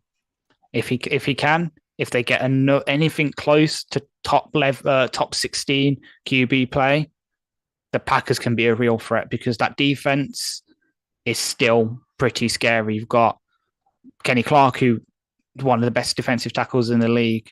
You've got Devontae White, they drafted last year from that scary Georgia defense. Didn't hit as much. He did hit last year, but not in the way he should have been. Cough, cough. Then you've got Durant Campbell, who they got at free agency a couple of years ago, who played very well for them. They re-signed to a massive deal. They've got Quay Walker, they drafted last year, who was a bit of a pod favourite. Rashawn Gary, former Michigan edge, coming off a bad injury. 2 seasons ago, he led the NFL in pressures. Preston Smith can still do some things. Kingsley Enagbare, decent edge free. Obviously, they drafted Lucas Van Ness, as we said last week, and I used the Detroit Lions podcast nickname for him, Bluetooth, because he's got the athletic tools, just doesn't know how to use them to pass rush. He's got no pass rush plan. Jar Alexander's one of the best cornerbacks in the league. Russell Douglas is okay. Eric Stokes, they drafted a couple of years ago. He's decent, maybe can put it all together. Keyshawn Nixon is their Jamal Agnew, does a lot in special teams, doesn't do much in the secondary. They've got Darnell Savage. When he's used right, he can be a really good free safety. They've got all these pieces on the defense. It's just whether they can return to their former glories and put it all together again. But as we said in the pre-show, they've got Joe Barry as their defensive coordinator, so I have no faith in that whatsoever. Parts will probably play well when we play them, but there'll be no game plan, and we'll be able to exploit one thing or another. It's just up to Ben Johnson and co to spot those weaknesses and put our players in the best places to exploit that. But offensive line getting still decent, but not as good as a couple of years ago. But they've got the pieces from the past couple of drafts to sort of replace them. They drafted Zach Tom last year, Luke Tenorton last year, Royce Newman they've had for a couple of years. Jake Hansen's a decent backup center. They've got Rashid Walker last year. They know how to retool this offensive line, and perhaps if they have injuries there, like they did last year against us, they'll be in a better position to sort of replace those players and still have a decent output. Wide receiver room's got a lot better than what they had for Aaron Rodgers. Obviously, Christian Watson last year, a high draft pick. Everyone was high on him. Athletic tools, slowly putting it together. Romeo Daubs surprised some people. Started last year. Not so much people that listen to the podcast, because I know both Ant and Roy said about how good he was for a really bad Nevada team with Carson Strong at quarterback. Well, former Michigan Panther Carson Strong, so to say, because unfortunately the guy was put on IR this past week. They drafted Jalen Reed out of Michigan State, perhaps a bit too high, but still gives him another thing. Gives him a route runner to put in that room. Samori Toure is a very good burner.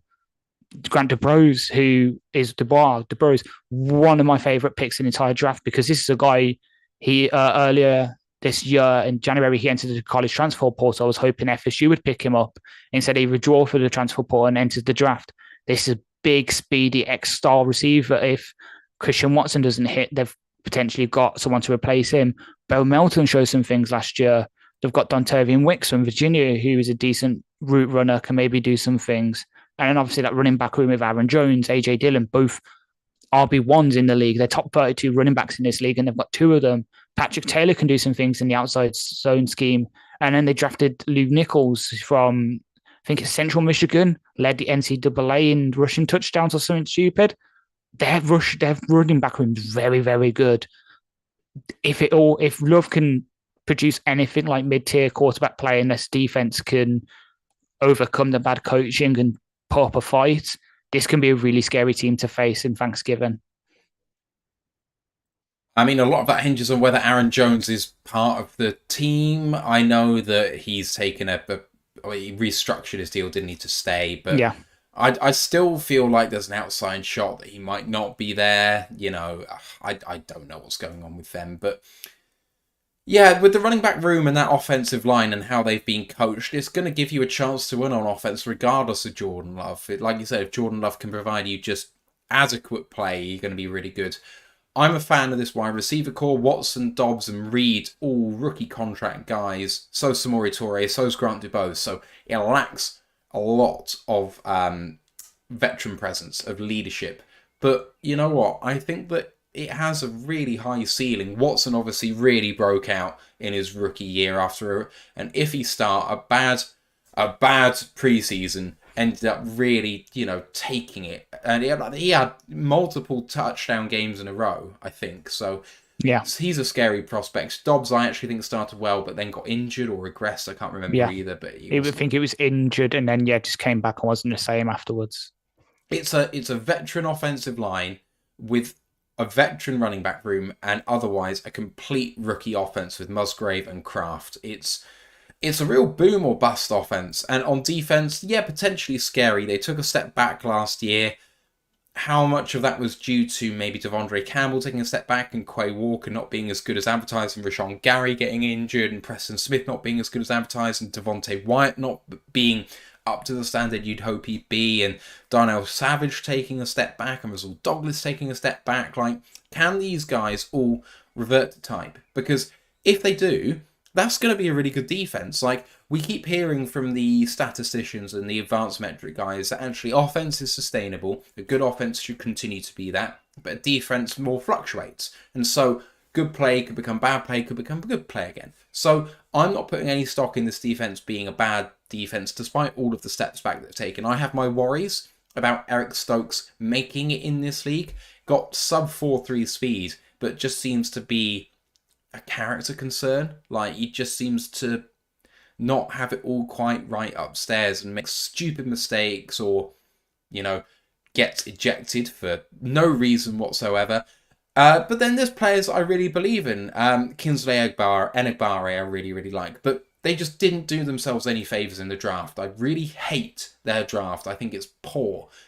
Burning picks like Sean Clifford in round 5 is just not smart.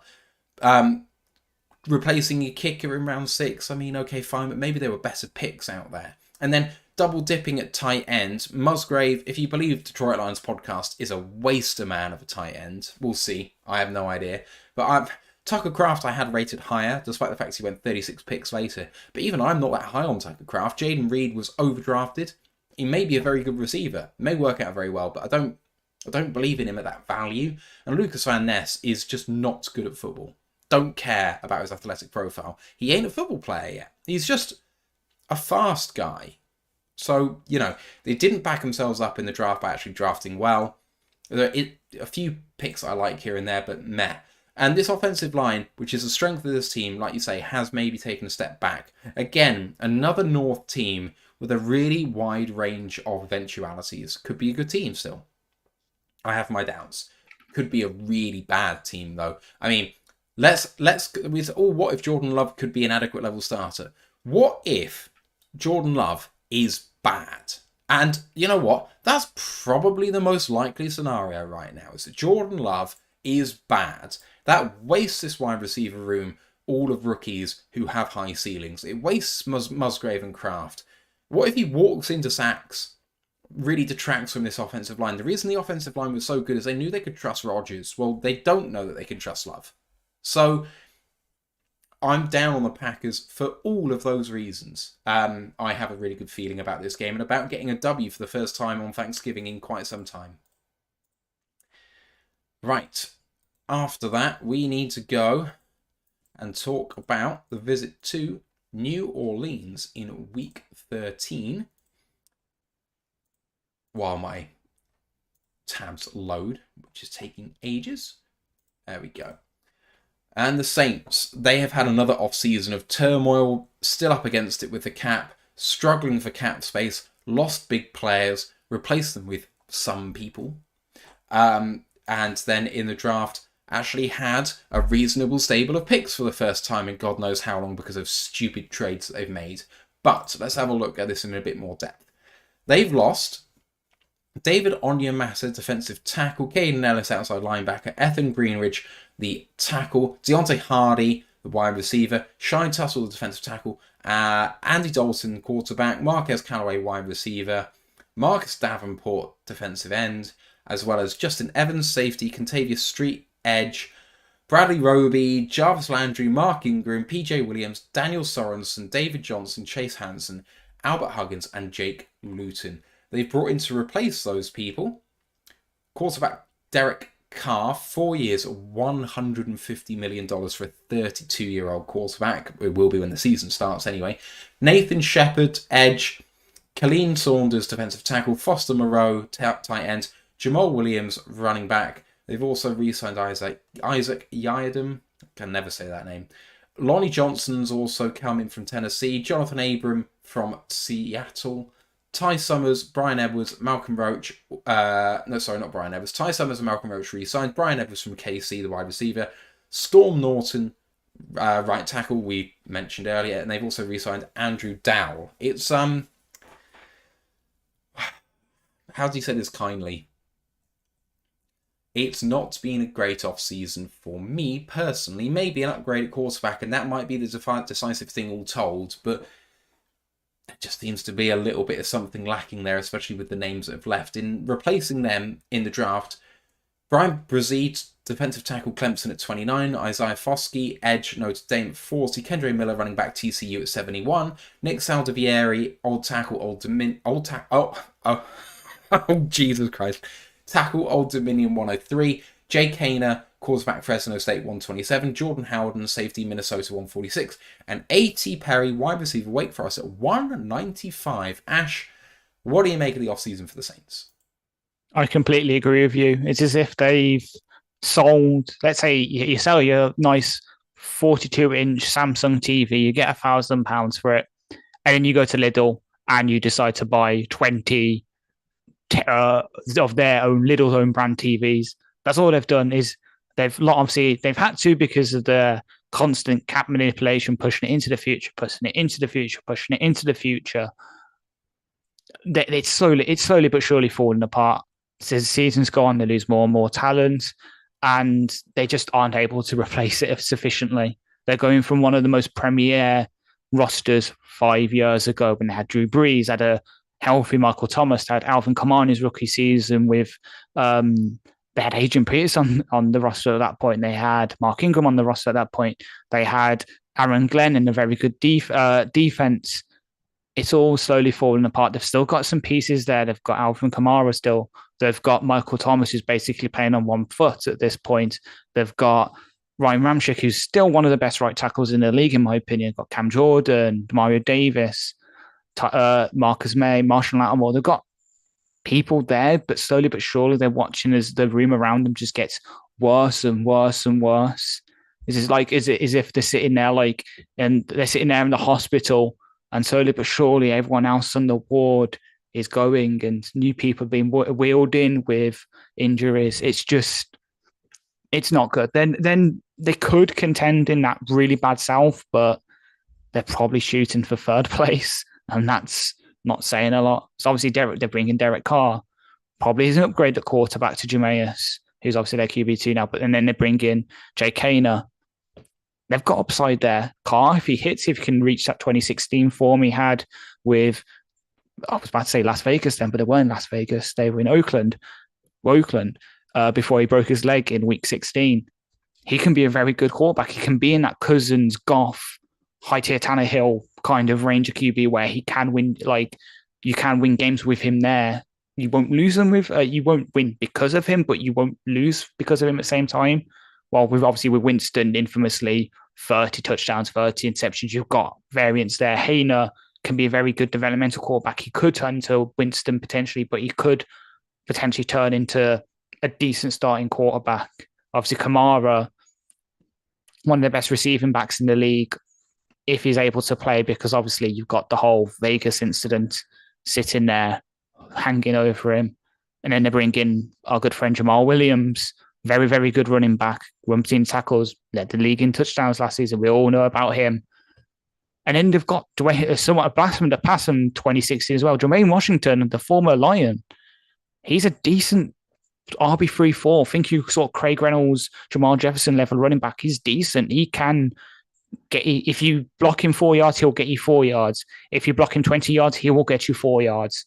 He's a very good grinding power back. Chris Olave, one of the best rookie receivers last year coming out of Ohio State. Michael Thomas, one of the best wide receivers in past 10 years or so in the NFL, but injuries lining up with him. Shaheed, decent deep threat. Traycon Smith is decent deep threat. A.T. Perry can come in and revitalize the outside room, give him a bit more contested catchability, route running. James Washington's a decent wide receiver, thought of highly when he was drafted, but sort of got buried in the really deep Pittsburgh wide receiver room. It just never worked out for him.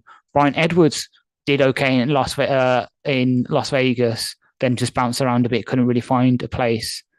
That tight end room's okay as well with Juwan Johnson. He's okay. Foster Moreau, obviously, he's seemingly getting over his lymphoma. Can do, if he's fully healthy, he can do things in league for you. Taysom Hill's obviously that do everything weapon. He just does so much, hard to pin him down. Offensive line's okay. Trevor Penning last year, they traded up for even. He's okay, very good run blocker, needs to obviously tone down his aggressiveness, but if he can work on that, he can be a good left tackle. Andrews Pete, good veteran guard. Eric McCoy perhaps didn't live up to his draft billing, but still a decent starting center. Cesar Ruiz, someone that I remember when he was coming out, Lions fans wanting. He's okay. Ryan Ramczyk, as I said, one of the best right tackles in the league. And then obviously they drafted Mark Evans, who's one of Ant's crushes from the HBCU. He could easily make the roster for them. Storm Norton, as we've said, former name bracket winner because he used to be on the Lions way back, but bounced around the league, but made his way. I think it was the USFL. Made his name there, signed for the Chargers, and was a decent backup sort of swing tackle for them. He could land here. Nick Saviola can land. They've got pieces on that offensive line to sort of replace the olders in sort of Pete and Ramchick. And on that defense, Cam Jordan's still one of the best in the league at what he does.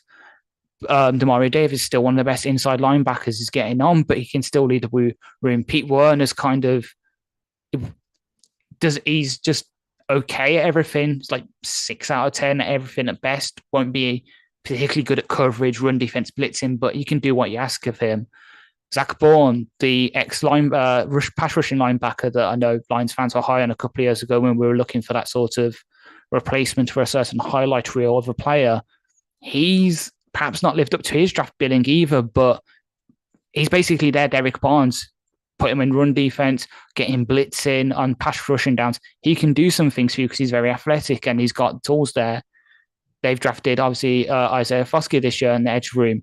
Very, very good. I won't be surprised if he's starting for them week one opposite Cam Jordan. Brian Brise, they've obviously drafted. I know we weren't particularly high on him, but he can sort of learn and work out his craft in that sort of good New Orleans defensive line room and work some things out. They've got Jabusi Niga, who the Jets drafted a couple of years ago. He's a good sort of athletic pass rusher.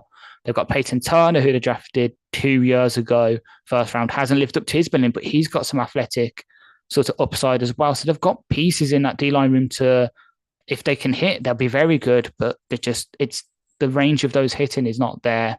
And obviously that secondary with Marshall Lattimore, Paulson Debo, honestly one of the better cornerback duos in the league, in my opinion. They're both very good. Bradley Roby is a very good cornerback three. Lonnie Johnson can do some stuff. Troy Boyd Jr. can do some stuff. Isaac Yiadom is a good cornerback 5. Alontae Taylor is very good as well. And in that secondary, that safety room with Tyrann Mathieu, Marcus May, Jonathan Abram, both all have starting experience and played reasonably well when they're put in the right positions. Smoke Monday, as we remember from last year, put him at strong safety, get him blitzing on running backs and stuff, on quarterbacks. He can absolutely lay them out. So they've got the pieces there, but it's just, they need to all hit and they need the players to sort of bring everyone up for it to work. And it could happen in the NFC North, considering the NFC South, considering how weak it is. They could easily win 9 games, but they could also easily only win 3 and be third or fourth in that division. It's really hard to tell. There's a bit of Lions news which has just come out, which is that Tim Murter, the International Player Pathway player, has gone. He had an undisclosed medical issue, so he's not going to be part of the Lions this year. The Lions have replaced him with offensive lineman Max Percher, formerly of the LA Rams. He was their IPP player in 2021, played on the main roster last year, but then was released, and we have signed him to under the IPP system. So as it stands, if we sign him, he can play. If we take the exemption, he can't play for the season. 6'7", 300 pounds, absolutely massive players. Played in the German Football League as well as the AFL. Massive guy, won't be expensive, could be an upgrade at backup offensive lineman. Right, let's crack on with this New Orleans conversation. And it's another team that just has such a wide range of outcomes. I mean, Foster Moreau, Taysom Hill, Juwan Johnson, I really like at tight end. We know what Taysom Hill can do, but Foster Moreau, I was really high on from Vegas. Obviously got waived because of his cancer diagnosis, but seems to be on track to play this year after everything. So in the end, Vegas gave up on him too quick. Really should have kept him given what's happened, but, their fault. Offensive line's good, running back room's good, wide receiver room's a bit thin, but with Olave and Shaheed and A.C. Perry, James Washington, Traquan Smith, I kind of think there's going to be something there at least for Carr to target. And Kamara and Williams and Kendre Miller, like this offense can cook. And on defense, that's where their strength is. So, May and Matthew, Adebo and Lattimore as the back 4, along with Davis and Cam Jordan and Foskey and Brazee and other players in their clean Saunders. I think that this team could be really good. It could be really bad. Like, what happens if Carr doesn't quite translate out of the Raiders system? And what happens if Michael Thomas actually just doesn't play? Which could happen. And, this team is only primed to get worse. It's still against it on the cap. It's still going to have to let go players that it can't pay. And so the direction of travel is still down here for them. They haven't picked up the fifth-year option on Cesar Ruiz because, frankly, his play hasn't afforded the opportunity to do so. It's a team that I am absolutely torn on. I don't think you'll find this team competing for the NFC South, despite the fact that it's a really poor division. Would it surprise me if they win it and go to the playoffs? No, but I'm going to believe a bit more in Carolina and the Atlanta Falcons. The Falcons could be really good as well. Saints. I love Olave. I love Kamara. There's players on this team that I really enjoy watching play football. Matthew, obviously, is fantastic, and Lattimore and whatever. So I'm going to enjoy watching this team. Are they going to pick up the wins? I have my doubts. All right, let's move on to... I'm going to skip past week 14 because that is once again against the Chicago Bears. I refer you to our earlier conversation on that topic. Is there any difference you want to mention about home versus away? Because we'll be away for that second game. So obviously this is the only outdoor game we have this season, I believe, in terms of like late anyway. So this is going to be the game you're going to have to watch out for the can Goff perform in the cold narratives, despite us crushing that last season, week 18 against Green Bay and Lambeau. It's all going to come out again. So when you're going into that week, just close your ears. Don't listen to national media. Just focus on your local Lions reporters who know what they're talking about, because all the old narratives are going to come out again and it's going to annoy everyone. Just at this point, with another... Well, we're only going to profile another 3 games because we don't need to repeat Minnesota twice. If you've got any questions, guys, for the end of the show, don't forget to @RoyalTheLions UK on YouTube or @ROTL_UK, and we'll get them in at the post-show show. And don't forget to like and sub and all that good stuff. It really helps us out. All right. Denver Broncos, week 15 at home. And this team has not exactly had a lot of draft picks, considering they traded most of them away for the quarterback and the head coach. So that will necessarily be a short conversation. But in the offseason, they have been extremely active in free agency, especially with out as well as in. But they've handed out some big contracts this year. But they've lost so far Latavius Murray, Deshaun Williams, that's an in. Andrew Beck, Mike Boone, Eric Tomlinson, Darius Phillips, Jake Martin, Lamar Jackson. No, not that one. Brett Ripien, Jacob Bobenmeyer, Eric Sorbert, Calvin Anderson, Corliss Waitman, Billy Turner, Draymond Jones, Chase Edmonds, Ronald Darby, Tom Compton, Dalton Risner, Cam Fleming, Marlon Mack, Dakota Allen, Casey Tucker, Jonathan Kongbo, and Parker Ferguson. So a pretty long list of players there that they've lost, and they've replaced them with Mike McGlinchey, right tackle from San Francisco for 5 years, $87.5 million. He's a right tackle. They've also brought in Ben Powers, guard from Baltimore, 4 years, $51.5 million. Zach Allen, defensive end from Arizona, 3 years, $47.75 million. Alex Singleton, they've re-signed 3 years, $18 million, the linebacker. They've also brought in backup quarterback in Jared Stidham from the Vegas Raiders, 2 years, $10 million. Sam G.P. Ryan from the Bengals, running back, 2 years, $7.5 million.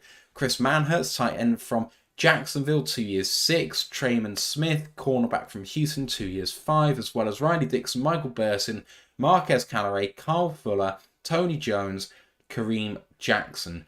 Obviously, they also lost Graham Glasgow. I didn't mention that one, beg your pardon. But they've brought in not as many as they've lost, but on a lot of money.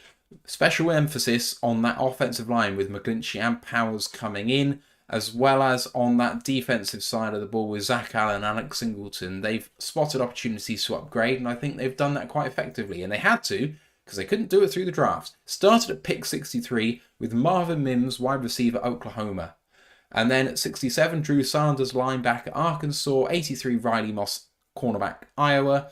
J.L. Skinner, safety from Boise State at 183. And Alex Forsyth, center from Oregon at 257. Ash, what do you make of it?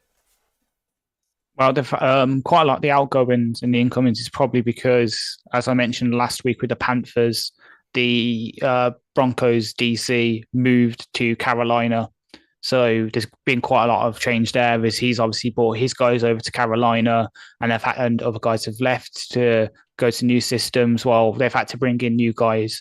For example, Zach Allen, which was an overpay in my opinion. I remember when the Cardinals drafted him, he was thought of to be this really good 3-4 athletic defensive end who can do everything. And he hasn't really done that much. Like, he's a good defensive end, but he's nothing special. And that amount of money, I think it's like 15 million AAV. That's too much for me. He's probably worth half of that in my mind, if that. So for me, that was an overpay. But they can again start on their defense because obviously that's supposed to be their strength. They again have the pieces. DJ Jones is good. Baron Browning, what a story he was last year. Obviously drafted as an inside linebacker from Ohio State. They move him to the outside, use him as a pass rusher, and he's absolutely smashed it. He's like so much so that he overtook Nick Benito in the actual edge that they drafted from Oklahoma as one of their starters. They obviously lost, the guy to the Dolphins in a mid-season trade, I think it was. Edge player, round 1 pick. It was, Bradley Chubb. Bradley Chubb, yeah. Lost Chubb. They got Randy Gregory to sort of replace him in mid-season. Well, decent athletic edge, can do some stuff. Obviously, we just mentioned Nick Benito. If he's put on the pounds, he can maybe do something. He was one of the guys that came out last year that was very thin, needed to put on some muscle to go up against NFL running backs in run defense. Don't know if he's done that. But the inside linebackers, Alex Singleton's good. Josie Jewell's really good run stuffer. I actually remember watching him being picked on the way home from watching West Brom at the Hawthorns against Rotherham, which is, I don't know why that's ever stuck in my mind, but I remember being on the bus home from that, watching that pick on my phone. I know exactly, of all the things to stick in my mind, it's got to be that. Perhaps it's because I was happy. I watched Semi AJ. Again, this is a random tangent. Semi AJ, the former Rotherham defender, who is the brother of Jay AJ, the former Eagles running back. So, and Miami Dolphins running back. That's probably why it's stuck in there because the connection in my brain. But yeah, Drew Sanders, really good as well. It's decent as well. Obviously, they've got Pat Surtain, who is one of the best young corners in the league. Justin Simmons, one of the best free safeties in the league. Quan Williams is okay. Riley Moss could really hit. J.L. Skinner's really good as well as a strong safety. But outside of that, Kareem Jackson's okay, I guess. But Damari Mathis is slated to be there starting outside corner by ESPN. I don't know that much about him, to be honest. I can honestly see Williams or Moss overtaking him, and everyone else behind him isn't that scary. So the defense has got pieces, but again, it's got weaknesses. Like, there's going to be places we can exploit. Obviously, whoever's Pat Surtain's on, don't throw towards them, Garth, please, because he's probably going to pick it off. Surtain is one. He's up there. He's on a level like Sauce Gardner in my mind of just one that, if you look back in 5-10 years, and he's turned into the next like Jalen Ramsey, Daryl Revis, that kind of level player, I wouldn't be surprised at all. Like, he could honestly be one of the next defensive superstars in this league. Then to move to the offense, the thing that really stuck them down last year, and the thing they're hoping to improve this year by obviously trading for Sean Payton for head coach. Again, pieces. Russell Wilson was a top 5 quarterback a couple of years ago. We had the whole let Russ cook narrative that was going on that sort of fell off, and then he got traded to Denver last year and threw less touchdowns than he has bathrooms in his house. Javonte Williams was the record holder for most tackles forced in the NCAA when he was drafted. That's obviously been taken over by one Trey Benson of FSU. Jerry Jeudy coming out, seemed to be one of the best receivers. I remember he was supposed to be the receiver one. Decent route runner, but hasn't done that much for him. Cortland Sutton dealt with injuries, but when he's healthy, he's a good deep threat, contested catch guy. Tim Patrick's good. KJ Hamler's a good fast guy. Marvin Mims could really do some stuff coming out of Oklahoma for them. Marcus Callaway, really good deep threat. Kendall Hinton hasn't done that much of a receiver. Obviously, was their emergency quarterback a couple of seasons ago when they had that massive issue. Little Jordan Humphrey was supposed to be good coming out. Didn't have the athletic testing, hasn't really hit with the team. Tight end room, really loaded. Greg Dulcich last year, one of the draft crushes at tight end, done okay. Is obviously good receiving rep and could really land in year 2 with a jump. Albert O, despite being listed at second, I can see him being cut. I remember him being drafted because he was Drew Lock's best friend in college, metaphorically. If Troutman and Manhurts push him off the roster, come the cutdowns, I wouldn't be surprised. He's a good, speedy, seam busting tight end. Doesn't do that much blocking wise. Obviously, they bring in Troutman from New Orleans. Sean Payton knows him really well, know how to use him. Chris Manhurts, really good blocker. Michael Burton, really good fullback, obviously, former Detroit Lion himself. Garrett Bowles, Taylor Decker-esque left tackle. Ben Powers, really good left guard. I think he's the contract we need to be looking at as a comparison for Jonah to potentially get paid next year, next offseason, or potentially this year. Lloyd Cushenberry, decent centre. Quinn Miners, the draft crush of everyone a couple of years ago in the Senior Bowl, seeing him with his gut out absolutely demolishing people from Wisconsin Whitewater. He's been a decent right guard. Obviously, the combination of him performing so well and injuries pushed Graham out of Denver and back into our loving arms.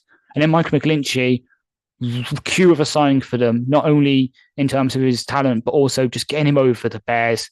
Like, I was laughing a bit when he chose Denver over the Bears. That just really shows sort of appeal that Chicago has for free agents, I guess, because it was, I think he actually got a higher offer from Chicago than he did Denver. I think it was about $2 million more a year, yet he chose Denver, which shows a lot.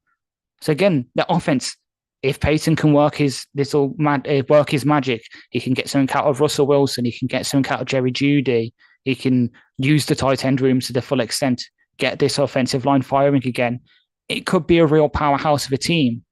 But again, it could all fall apart. Russell Wilson could still be bad. He could be really bad outside that Seattle system and it'll fall apart. Offensive line, Ben Powers might not hit as a pass blocker. Quinn Miners and Lloyd Cushenberry, again, road graders, not good in pass pro, so interior pass rush can really hurt them, which is concerning considering they're going up against Chris Jones twice a year. And at defense, they've lost stars, as was said. They've got some still with Pat Surtain and that, but can that front seven of the D-line and linebackers step up to the plate, force some pressure to help the secondary, or are teams just going to have all day to pass on them and just tear them apart? Again, there's variation. They've got just so much variation how it could land. They could easily be a top 5 picking team, or they could be in the playoffs. It honestly could go either way for them. Yeah, it's really another boom and bust team. I think this is one of the most difficult games on the Lions' schedule, despite the fact that it is at home. You have a look at this team. You have a look at what they managed to achieve last year. Now, the offense wasn't the problem. The defense was absolutely exceptional. Held most teams to under 18 points. That's going to get you deep into the playoffs most years. Now, as you were saying, they have changed their defensive scheme. That's going to be a big question mark. Can they translate? Because this defense has been a hallmark of this team. A lot of the personnel is actually still the same, and a lot of them are trending upwards. I don't mind the Zach Allen pick, especially as that sort of 5 tech. I think that's going to work really well for them. Baron Browning, backed up by Nick Bonito. That's actually really tasty. If Singleton hits, I worry about this defense being a real issue. And now, your big issue on offense is Russell Wilson, and I believe he can come back from what he's been through. He's too much of a pain in the ass to be bad for more than 1 year. You know what I mean? Like, there's just something to his personality which is going to look at what happened last year and double his efforts to be good. And even a little bit of improvement is going to make a big deal to this team. What I worry about with this team is Javonte Williams, backed up by Sam G. Pirine. Now, Javonte Williams, I would have as a top 10 running back in the NFL if he was healthy. The problem is, he started out super hot, and then he got a really bad injury. Now, he's coming back from that, trending like he's going to be absolutely fine for this season. But coming off of those sorts of running back injuries that you have, soft tissue injuries, that you don't always come back 100%. And with someone like Javonte Williams, who is making, hopefully for him, will make a career out of, force missed tackles and good contact balance and that sort of thing. not having full confidence in your body, which he may not do coming off what he has, is really going to harm him. And you know what? I don't want to be giving any sort of significant reps to Sam GP, right? I think he's a really good running back in relief. As a 3, asking him to be a significant player as your 2, with an injured player or a person coming off an injury as your 1, that's a weakness for me. That is something that I'm identifying as something that you could really go to town on. Load up against this run, force them to pass. Let's see what Russell's got. They're loaded at wide receiver, but who are they going to trade? One of them's got to go. Judy Sutton, Patrick Hamler, Mims, Callaway. Like, that ain't going to fly. Like, one of them is not going to want to be here because of how much competition there are for reps. And, you know, while Judy's been fine, Sutton is a bona fide wide receiver 1 who's just hit on a bad season and injuries. But he's fantastic. Patrick's had one good year. KJ Hamler's fine. But in terms of depth, it's one of the deeper rooms in the NFL. This is a team which, because of its good defense, which I expect to be good again, is going to give the Lions trouble, even at home. Score 20 points, you got a shot. But that's going to be tough. So let's see what happens in this one. Yeah. Minnesota take up 2 of the last 3 games on the schedule, so we'll just do them once, Week 16 and Week 18. And they are a team who knows what they are, and it is delicious. Minnesota have lost in the offseason to free agency Chris Boyd, Adam Thielen, Irv Smith, Dalvin Tomlinson, Eric Hendricks, Duke Shelley, Patrick Peterson, Chandon Sullivan, Thomas Hennigan, and Olabisi Johnson. So, you know, no one big. And they've also then replaced them with or re-signed Josh Oliver, tight ends from Baltimore, Byron Murphy, cornerback from Arizona, re-signed Garrett Bradbury, they've brought in Marcus Davenport, Dean Lowry, re-signed Alexander Mattison, Andrew DePaula, Nick Mullins, Oli Udo, Greg Joseph, Jonathan Bullard, they're all re-signings, as is Austin Schlottman. They've then signed Brandon Powell, former Lion, Troy Reader, Joe Juwan Williams. So that's your entire list of free agency moves for the Minnesota Vikings, as my cat is meowing at me. So, you know, significant players lost, and honestly, not really replaced. I mean, Thielen, Smith, Tomlinson, and Kendricks is just disaster territory for Vikings to lose without much replacement. And in the draft, it has been one which I will say has split opinion pretty evenly. Jordan Addison, wide receiver USC at 23. Mekhi Blackman, cornerback USC at 102. Jay Ward, LSU DB 134. Jacqueline Roy, LSU defensive tackle 141. So their first 4 picks from LSU. Jaron Hall, quarterback BYU 164. And Dwayne McBride, running back UAB at 222. What do you make of the Vikings this offseason, Ash? Well, I didn't know Jordan Addison transferred to LSU before being drafted. So, USC and LSU. So 3-letter acronyms. Damn it. Sorry. Beg your pardon. My bad. It's all right. So I was going to say, obviously, we didn't mention the biggest move for the Vikings this offseason, which is obviously trading away Za'Darius Smith to the Browns for basically peanuts. True. Hilarious. We knew that edge. I think that's why they brought in Marcus Davenport in free agencies, because they knew that the defense, they're going to lose one of their big premier edge rushers, so they need to replace him, because honestly, behind them, DJ Wonnum's a decent run defender, I guess. Other than that, like, not a lot there, to be honest. Like, Kenny Willekes, former Michigan State guy, can maybe hit, but it's like year 4 for him now. Doubt anything's going to happen. So losing Za'Darius for them is going to be a massive hit, because everyone's now just going to focus on shutting down Danielle Hunter, who, to be fair, in Matt's defense, is a former LSU Tiger himself. So that's perhaps why he got so confused. He was just thinking of Danielle Hunter. But again, that secondary is just, God knows what's going to happen with it. I know they've also, another big move for them is bringing in Brian Flores, so they're moving to a lot more man coverage rather than the sort of zonal scheme they were running last year. But then Byron Murphy, Arizona, got drafted 2nd round, had some character issues, didn't really do that much. Andrew Booth, they drafted last year from Clemson. Injuries didn't really do that much. Mickey Blackman, they drafted this year, was a reach. I think he was also USC, so it's 2 USC, 2 LSU. Like that was a reach in my opinion. And Caleb Evans played well in relief last year, I guess. John Williams, they brought over from Denver. He's a decent like cornerback 4-5. Tay Gowan, they got last year from UCF. Good slot corner, in my opinion. He can probably start in the slot for them start this year. And then their safeties, Karen Bynum, they've converted from corner. He's okay, nothing special. It's Lewis Cine, they drafted last year, famously at 32 when we traded up for our receiver, who I forgot his name because he's got banned for gambling.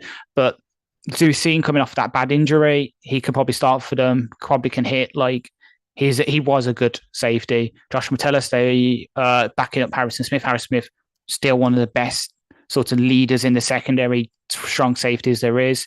Metellus can do some stuff. I know he played against us last year when Harrison Smith was out with the concussion. Also a former Spartan himself, I believe, from MSU. He's okay. Jay Ward, good versatile DB. Was in that sort of third tier of like slot safety hybrids for me, behind all the infamous guys I've talked about enough on this podcast, probably. D front, Harrison Smith's okay. He's a sort of pass rushing D tackle, but it's nothing special. Dean Lowry, they brought across from Green Bay recently. Again, same average starter. Tonga's just below average nose tackle, in my opinion. James Lynch, Ross Blacklock, they're both okay run defenders. Same with Bullard. Jacqueline Roy, again, another run defender. So they're probably setting up to stop the run inside. Again, something you need to do in this division. But pass rushing wise, they don't offer that much. Lynch, I think, had a decent year at the end of his Baylor career before being drafted. But since he's come into the league, hasn't done that much in that respect. So losing Dalvin Tomlinson is going to really hurt them on the D-line. So they really need Hunter to step up. They need Davenport to live up to his former first-round hype. They need Asamoah to adequately replace Eric Kendricks at that coverage backer spot, which I don't think he'd be able to do adequately. I loved Asamoah coming out last year. I thought he was a very good coverage backer, but he's undersized. So is he going to hold up against the run? You're probably going to have to sub him off on running downs for Troy Reed or Troy Dye, or even Ivan Pace Jr., who again is undersized, but at least he knows how to play the run, unlike Asamoah. So defense, again, adequate D-line, inside linebacker room's okay, edge room's good if Hunter can really hit. Secondary really needs some stepping up from those cornerbacks. So something we can attack. And then the offense, Cousins is just Cousins. We know what he is. No need to discuss him. Goff's better, despite what other people think, but it's close.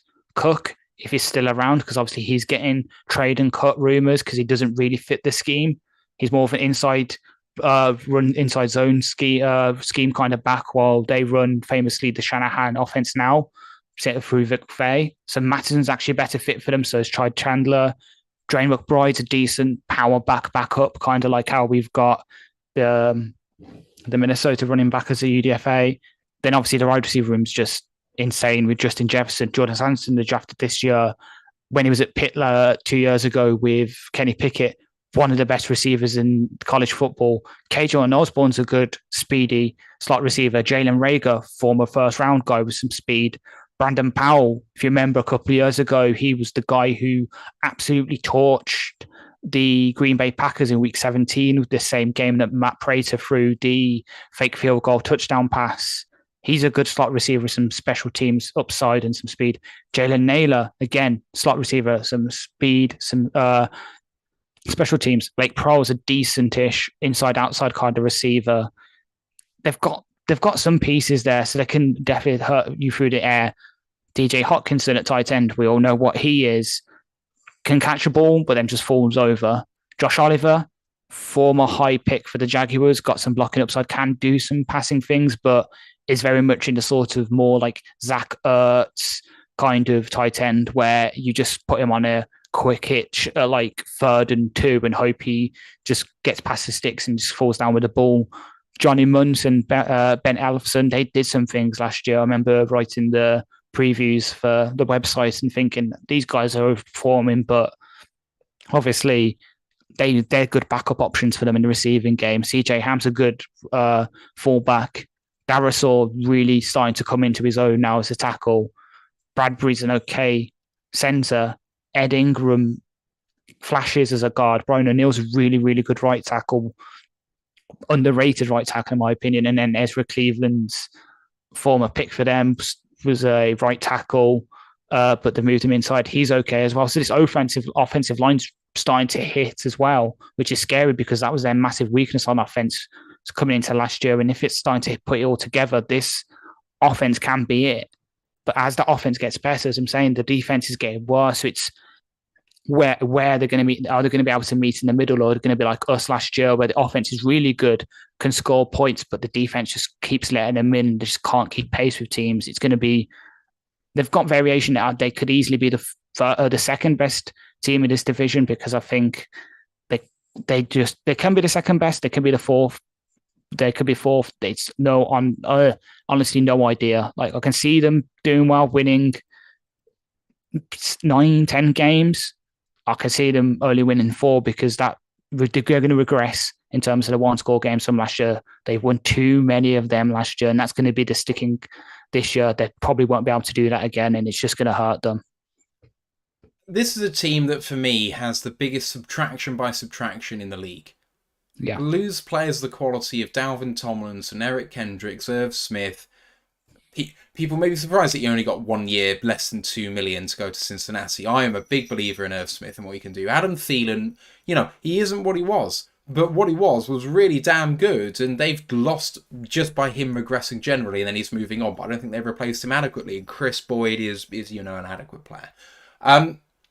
So they've lost significant pieces, and they haven't exactly done well in the draft for me. Now, given what ammunition they had, maybe they couldn't ask for too much, but I don't think Jacqueline Roy is up to much. Jaron Hall, in an ideal world, will never see an NFL field for them. Dwayne McBride, as you said, isn't a scheme fit. Jay Ward is fine, but not moving any needles. Mekhi Blackman, I don't think will ever make it in this league, just not my guy. And Jordan Addison, you are hinging your wagon to him being a great player day one.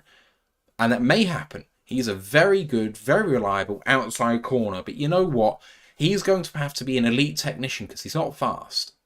So can you be that guy? He's not tall, he's not fast. So can you be a separator at the NFL level? I have my doubts. And if Addison isn't good, this wide receiver core is bare. Like, Jefferson is it. KJ Osborne is fine, but as a wide receiver 3, I don't know. I'd rather he was a 4. And then Jalen Reagor, how he's still on an NFL roster, I don't know, but he's not good enough. Brandon Powell's your 5, really?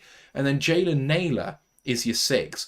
I think that Naylor could end up being the 4, and he could see some significant reps out of Michigan State, if I remember rightly, last year. If Addison doesn't work or isn't good year 1, you're going to be feeding... Jefferson could get 18 targets a game. Your receiver 2 is TJ Hawkinson. And like you said, he doesn't actually get any yak, and he doesn't block very well. So what value is he really? Like, this offense is going to regress big time. Cook's on his way. Mattison. What's Mattison going to do? This offensive line is potentially one of the best points of this offense. And yet I still think there's significant weakness on it. Ed Ingram, could he take a step back? Garrett Bradbury is just merely average. Ezra Cleveland, merely average, if that. Darasaur, really good. And I was wrong on that one. And I hold my hands up and say, I thought he was going to be poor. But he wasn't. He was underdrafted and he's done very well. Brian O'Neill, meh, right tackle. Like, this offensive line is fine, but it's nothing to write home about. And then on defense... I'm sorry, is Davenport Zadarius Smith? Didn't think so. Brian Asamoah's starting for you. Like, really? Really? This team, I don't think it can go above 500. I really don't think it can, even at its peak. Like, I'm not a believer. I don't think it can be down as low as the number 1 overall pick, because I think Cousins gives you too much of a floor, but... I think they should be regarded as perhaps the favourites to go 4th in the division, because they've just regressed. They're bringing back nothing. And Cousins had one of his best seasons last year. They still didn't look great as a team. Yeah, they won all these games. They won those one-score games. They'll be lucky to be within one scores at come the end of the game. They're going to have to get super lucky this year to do anything, I think. Yeah, well, they had negative point differential as well at the end of the season. That Despite says it all. 13-4. Yeah. How? Win 9 games more than you lose. And yeah, it doesn't make any sense. Right, one more game to profile, and that is our visit to the Dallas Cowboys on Monday Night Football on Saturday. It's it's New Year's Eve as our visit to Dallas hits, and they've had a sneaky good off-season, in my opinion. They've lost Carlos Watkins, Connor McGovern, Jake McQuaid, Dalton Schultz, Noah Brown, and Luke Gifford, as well as Zeke Elliott, Anthony Brown, Anthony Barr, Jason Peters, Matt Overton, Devontae Bond, Brett Mayer, Isaac Taylor-Stewart, T.Y. Hilton, and Ian Bunting. And I say, with confidence, chest out, the only persons that I'm going to miss there are Connor McGovern and Dalton Schultz. I don't think I'll miss Zeke. I don't think I'll miss Barr. I just don't think there's many players that are going to move the needle there. They've mainly re-signed people: Donovan Wilson, Leighton Vander Esch, Cooper Rush, Dante Fowler, Jonathan Hankins, CJ Goodwin, Tack McKinley, Rico Dowdle. Can't say his name. They've also signed from other teams Trent Sieg, Chuma Adoga, and Rojo II from KC. So they've not actually signed many people externally, but getting Van Der Esch under contract cheaply, $4 million a year, is a bit of a win. Donovan Wilson, they re-signed $7 million per at safety, is a good pickup for them. Getting Dante Fowler cheap at 29 years old, he's not great, but at $3 million a year at the edge position, as cheap as chips for good production. Tack McKinley for vet minimum is good business. And then looking at their draft picks, went heavy on Michigan players at the top. Mazzie Smith, defensive tackle, Michigan 26. Luke Schoonmaker, tight end, Michigan at 58. DeMarvion Overshown, linebacker, Texas at 90. Villami Fahoko, edge, San Jose State 129. Eric Scott Jr., cornerback, Southern Miss at 178. Deuce Vaughn, running back, Kansas State at 212. And Jalen Brooks, wide receiver, South Carolina at 244. What do you make of the offseason for the Cowboys? It's been a very much like stay the course, re-sign your guys, and then add people that you know. So you mentioned that one of the big sort of one of their big signings was actually they brought back both, but Dante Fowler and Tack McKinley. These are guys that are defensive coordinator know as well, because he used to be their head coach in Atlanta, and he's obviously brought them across to translate to their scheme. This is very much like we were good last year, not good enough to win the division, but good enough to make the playoffs. Let's keep our guys, add people we think can come in day one and contribute and improve areas we were weak. And let's see if we can beat the Eagles this year. So obviously they drafted Mazzie Smith to upgrade their interior run defense. Can he do that? Let's wait and see. I know he's very athletic, but certain people on the pod, me included, weren't as high on him as others were. Then they draft Luke Schoonmaker, who was one of my favorite tight ends in this class, giving them perhaps one of my favorite tight end rooms in the entire NFL with him. And then my draft crush from last year, Jake Ferguson, who is the perfect Dalton Schultz replacement. They've got two really good do-it-all tight ends. And then they've got Peyton Hendershot, who they also drafted last year, who is a good receiving weapon. It's very much DeMarvin Overshawn, good sub-line, strong side linebacker for them, can do sort of overhang stuff where he can run, defend, and then carry tight ends up the seam. It's been a pretty decent draft for them. Like even Juice Vaughn, I know he's undersized in that, but he does the Pollard things very well. He's a very good receiving back who can get outside, and when you put him in space, he can just burn people.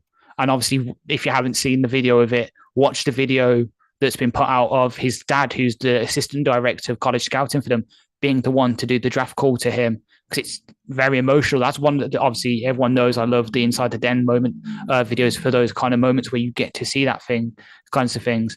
It was very emotional to watch this guy call up his young son and say, "Do you want to come to work with me next week?" Very cool to watch. So I actually quite liked their off season, and I like their roster overall. It's one of the most well-rounded in the NFL, in my opinion. Even with losing people like Zeke and that, Dak Prescott isn't the best quarterback in the world, but he's good enough. He has some, perhaps needs to work on his decision making a bit more because he can turn over the ball a bit too much. But he's a good, solid quarterback. He's probably never going to be in that sort of like top 5 conversation, but if he hits, it can be in that top 10 conversation. And if he does middle, he can still be like in that Goff tier of quarterback. And then obviously everyone loved Cooper Rush as an option for QB2 for us as a Michigan guy. Well, Greer flamed out with the Panthers, but it's a good 3 for them. Pollard obviously was good enough to push out Zeke. And then they've got Rojo, who's good. The Juice Vaughn they drafted, good scat back. Malik Davis, I don't know too much about, but I assume he's probably going to be their power back. Then they've got receiver room. Starters very good with CeeDee Lamb, Brandon Cooks, Michael Gallup. That's a really good starting 3 for them. Jalen Tolbert, they drafted last year. He's good as well. Simi Foku was a good deep threat speed guy. Turpin, who was one of the guys that signed from the XFL last year, really good as well. Dontario Drummond, they drafted last year, who was one of my draft crushes. He was the Old Miss receiver. Very good. I remember watching him week 1 last of the 2021 college season and being very impressed. Jalen Rayner Cropper was someone who's a sort of Project X receiver who they've got buried in the depth chart. They can perhaps stash him on the practice squad, and then next year, if Cooks doesn't work out or if he's too much, they can cut him and potentially have someone to come in and take that role straight away. Callaway's decent as well. So that receiver room, the middle might be a bit weak, but the starting 3 and then some of the depth that they've got below, the sort of like the third string guys, are really good. Tight end we've already gone through.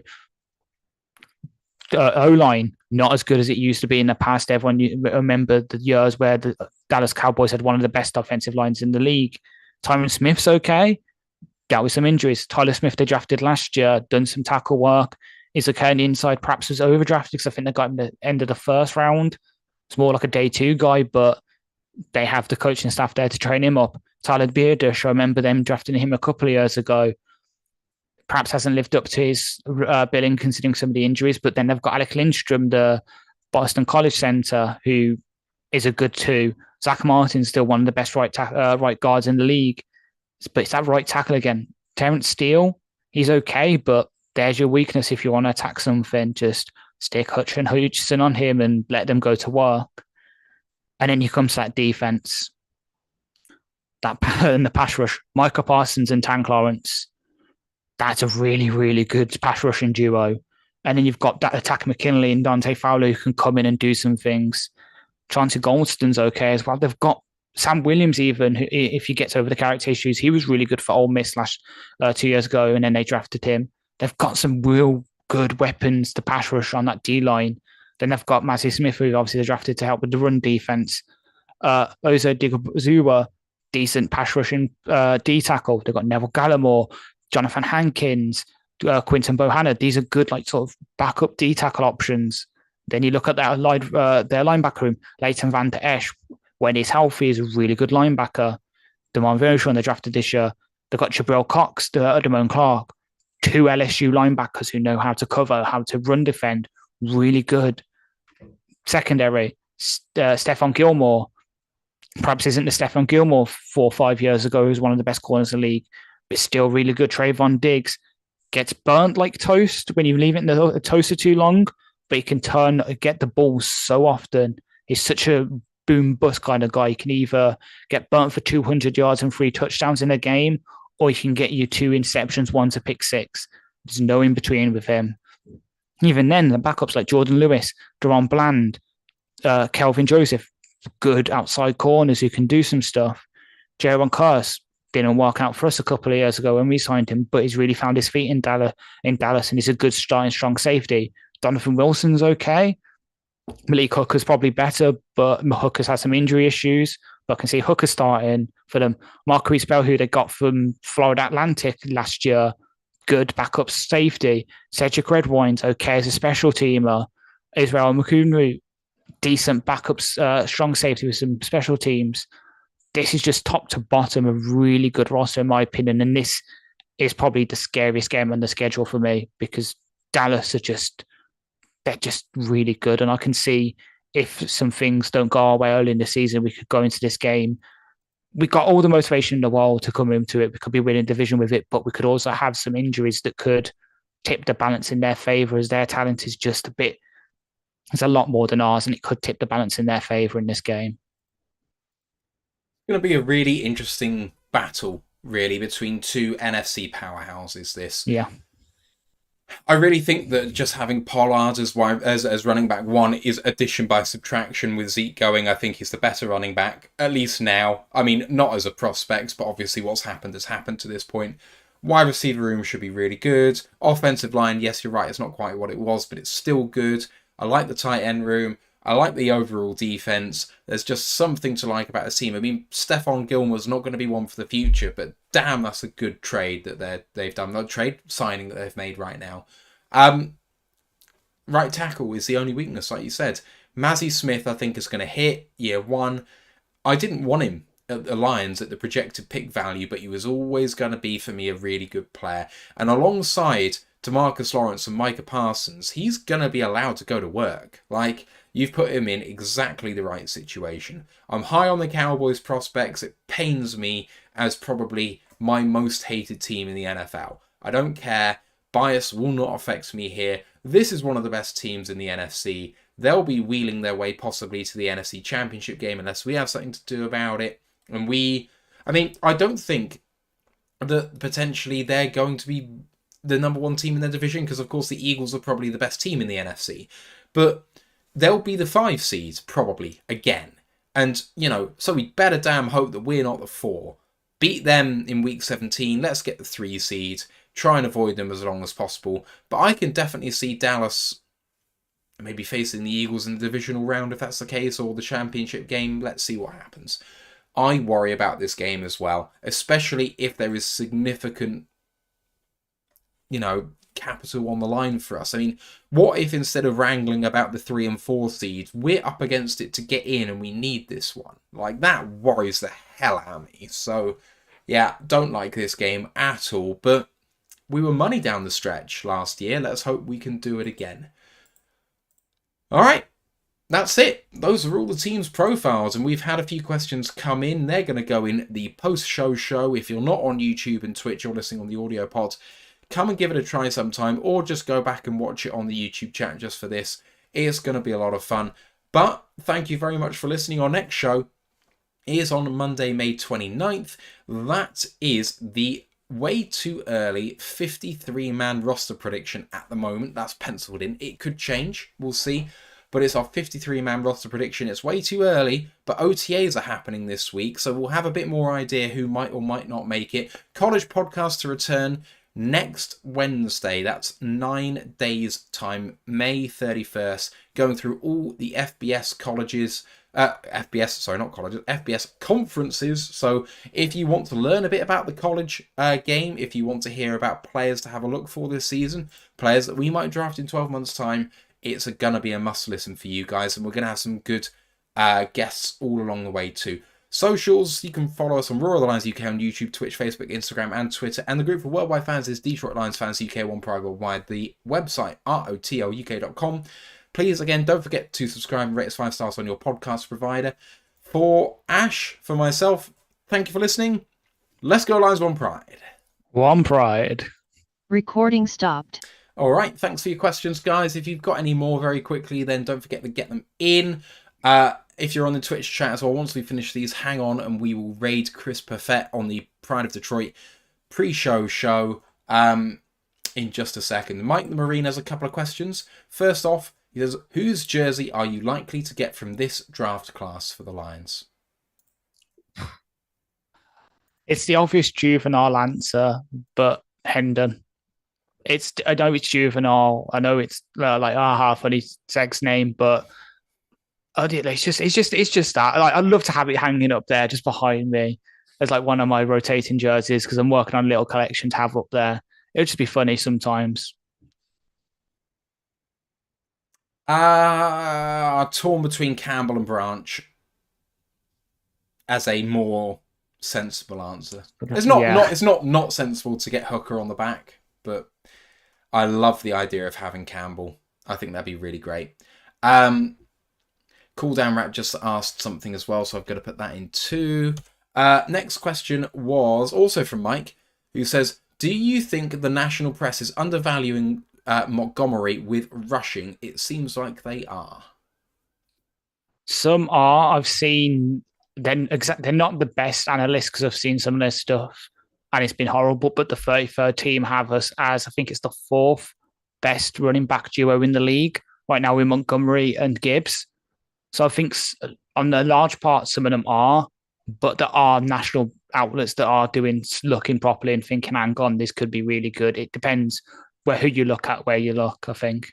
Yeah, I mean, so the Locked On NFL scouting podcast where we had a guest from recently said that they thought that Montgomery was at worst a sidestep move for the Bears with drafting Roschon Johnson. And I was like, I'm sorry, you what, mate? Like, that doesn't track with me. I do think there are people that are undervaluing what Montgomery can do with this team, especially as he was kind of used as a bell cow, apart from this last season where Herbert did take some reps from him.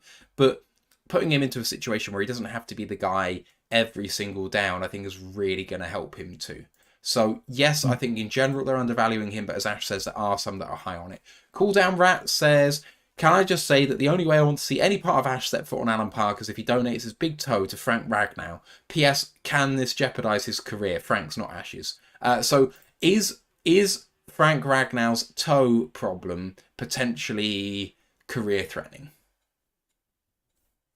Maybe. So we've seen him take time off for it before, and obviously it's now come out that if you won't be able to repair it surgically, it's going to have to be an amputation if and when it happens.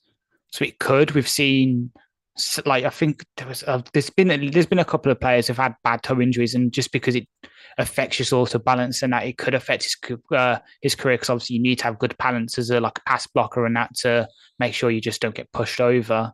But I'm hurt that you guys don't want me to come to training camp. At some point, is that so? I've got to watch it all from afar. I'm not allowed on Allen Park. I'm hurt. I'm hurt, guys. Yeah, I'm not hurt by it at all. I think it's funny as hell. Talking of funny questions, Grandizer said, where did Ash get his haircut? Which I think is facetious, and I'm not going to let you answer it, but I just thought it was funny.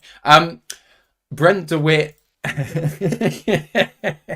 Brent DeWitt asks, what are two teams you think will overachieve this year and win more games than any pundits are or will predict? He thinks the Bears and the Rams. I've got my answers ready to go, so it will give you some time to think about it.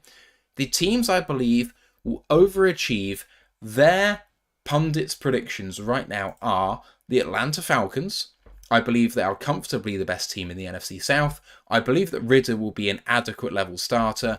I think they could win double-digit games, which I don't think many people are talking about at the moment. The other team that I think are going to overachieve is a team that people already think are going to be good. I just think they're going to be very, very good because I like their schedule. And I like where their bye week is. And that's the Jacksonville Jaguars. I think, looking at their schedule, that they should be favourite in 13 games this year.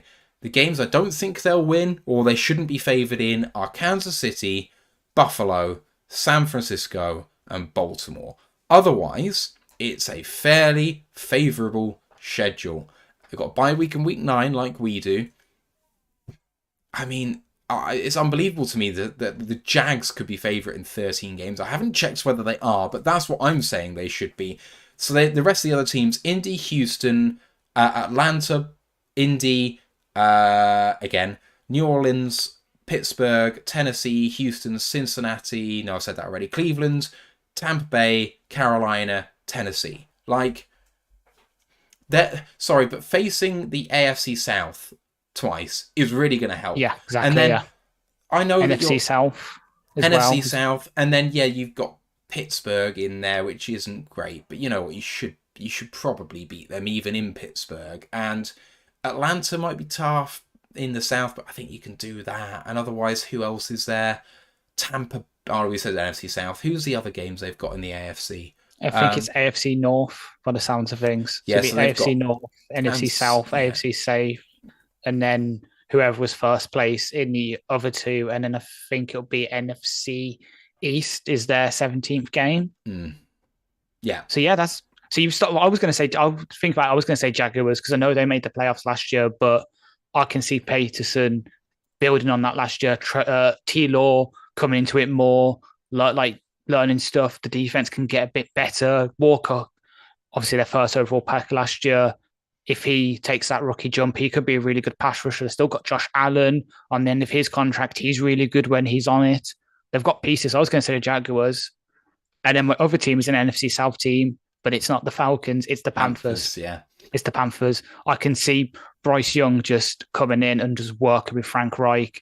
The DJ Chark, if he can hit with his cyborg ankle. Adam Thielen's a good possession receiver. That defense is young and hungry, and under the new scheme, it can work out better to putting Brian Burns back of outside linebacker where he was for FSU, where he really excelled. So I think it can really hit. I honestly think it is going to be Atlanta. Right now, if you had to ask me, it'd be Atlanta or Carolina winning the NFC South. I was remiss to say, in the midst of the last game, by the way, that we were profiling, thank you to the biggest supporter of the show, Jeff Hurley, who has another super sticker for $4.99. Jeff, we really appreciate you, man. It's really, really cool. We much appreciate it. He said, I like the Bears. Think they've really improved this offseason. I just think they're going to need another year to bring it all together chemistry-wise come the end of the year. We should start to see it, but I think they'll miss the playoffs by a short margin, thanks in no small part to our lines. I can buy that, absolutely. See that? Yeah, same, yeah. Right. One more question, I think it was, which was Cool Down Rat, who said, Golladay or Antoine Green? Anton Green. I know we had the discussion in Discord. Was it yesterday? Golladay isn't the kind of receiver that Goff would like to throw to. He was with Stafford because Stafford's got the arm talent to sort of fit it into tight windows. If you can't separate, Stafford could hit him. Goff doesn't like that. Goff needs separation. He needs speed, and that's what Anton Green brings. And I think Green also does have the ability, the frame, to do the contested catch stuff as well. So for me, it's Green. I'm going to go Golladay. Ooh. And I'm with Ant on this in the chat. Golladay didn't quit on the team. Now, he didn't get put on IR because the team realistically didn't know how long he was going to be out. I refuse to believe that someone of what we thought was a high character guy at the time would quit on the team. I just think it ended up that his injury just, he struggled with it a bit more than the average person. But you know what? It doesn't have to be down to him. It really doesn't. Now, I agree. I mean, maybe there's something of the DeAndre Swift about it, but I don't know. And I'm not there, and I can't judge him on it. All I can do is judge him on what he did here. He didn't do it at the Giants. I don't believe in Daniel Jones as a thrower massively, so I'm not going to actually stick him with that. I do think that Stafford elevated Golladay. I do. So there is that element to it. But Golladay got $18 million per when he left. I think he'll get vet minimum. I think he'll get $1.3 million a year. I really think he's better than Antoine Green. He's got really good hands. He's got good legs. He's not fast, but he's not much slower than Green. Green's a 4.46 guy, 4.48. I think Golladay's 4.55 or 4.59 or something like that. Maybe he's low 4.6s, but I don't think it's a massive difference. And when it comes to contested catches, who have the Lions got?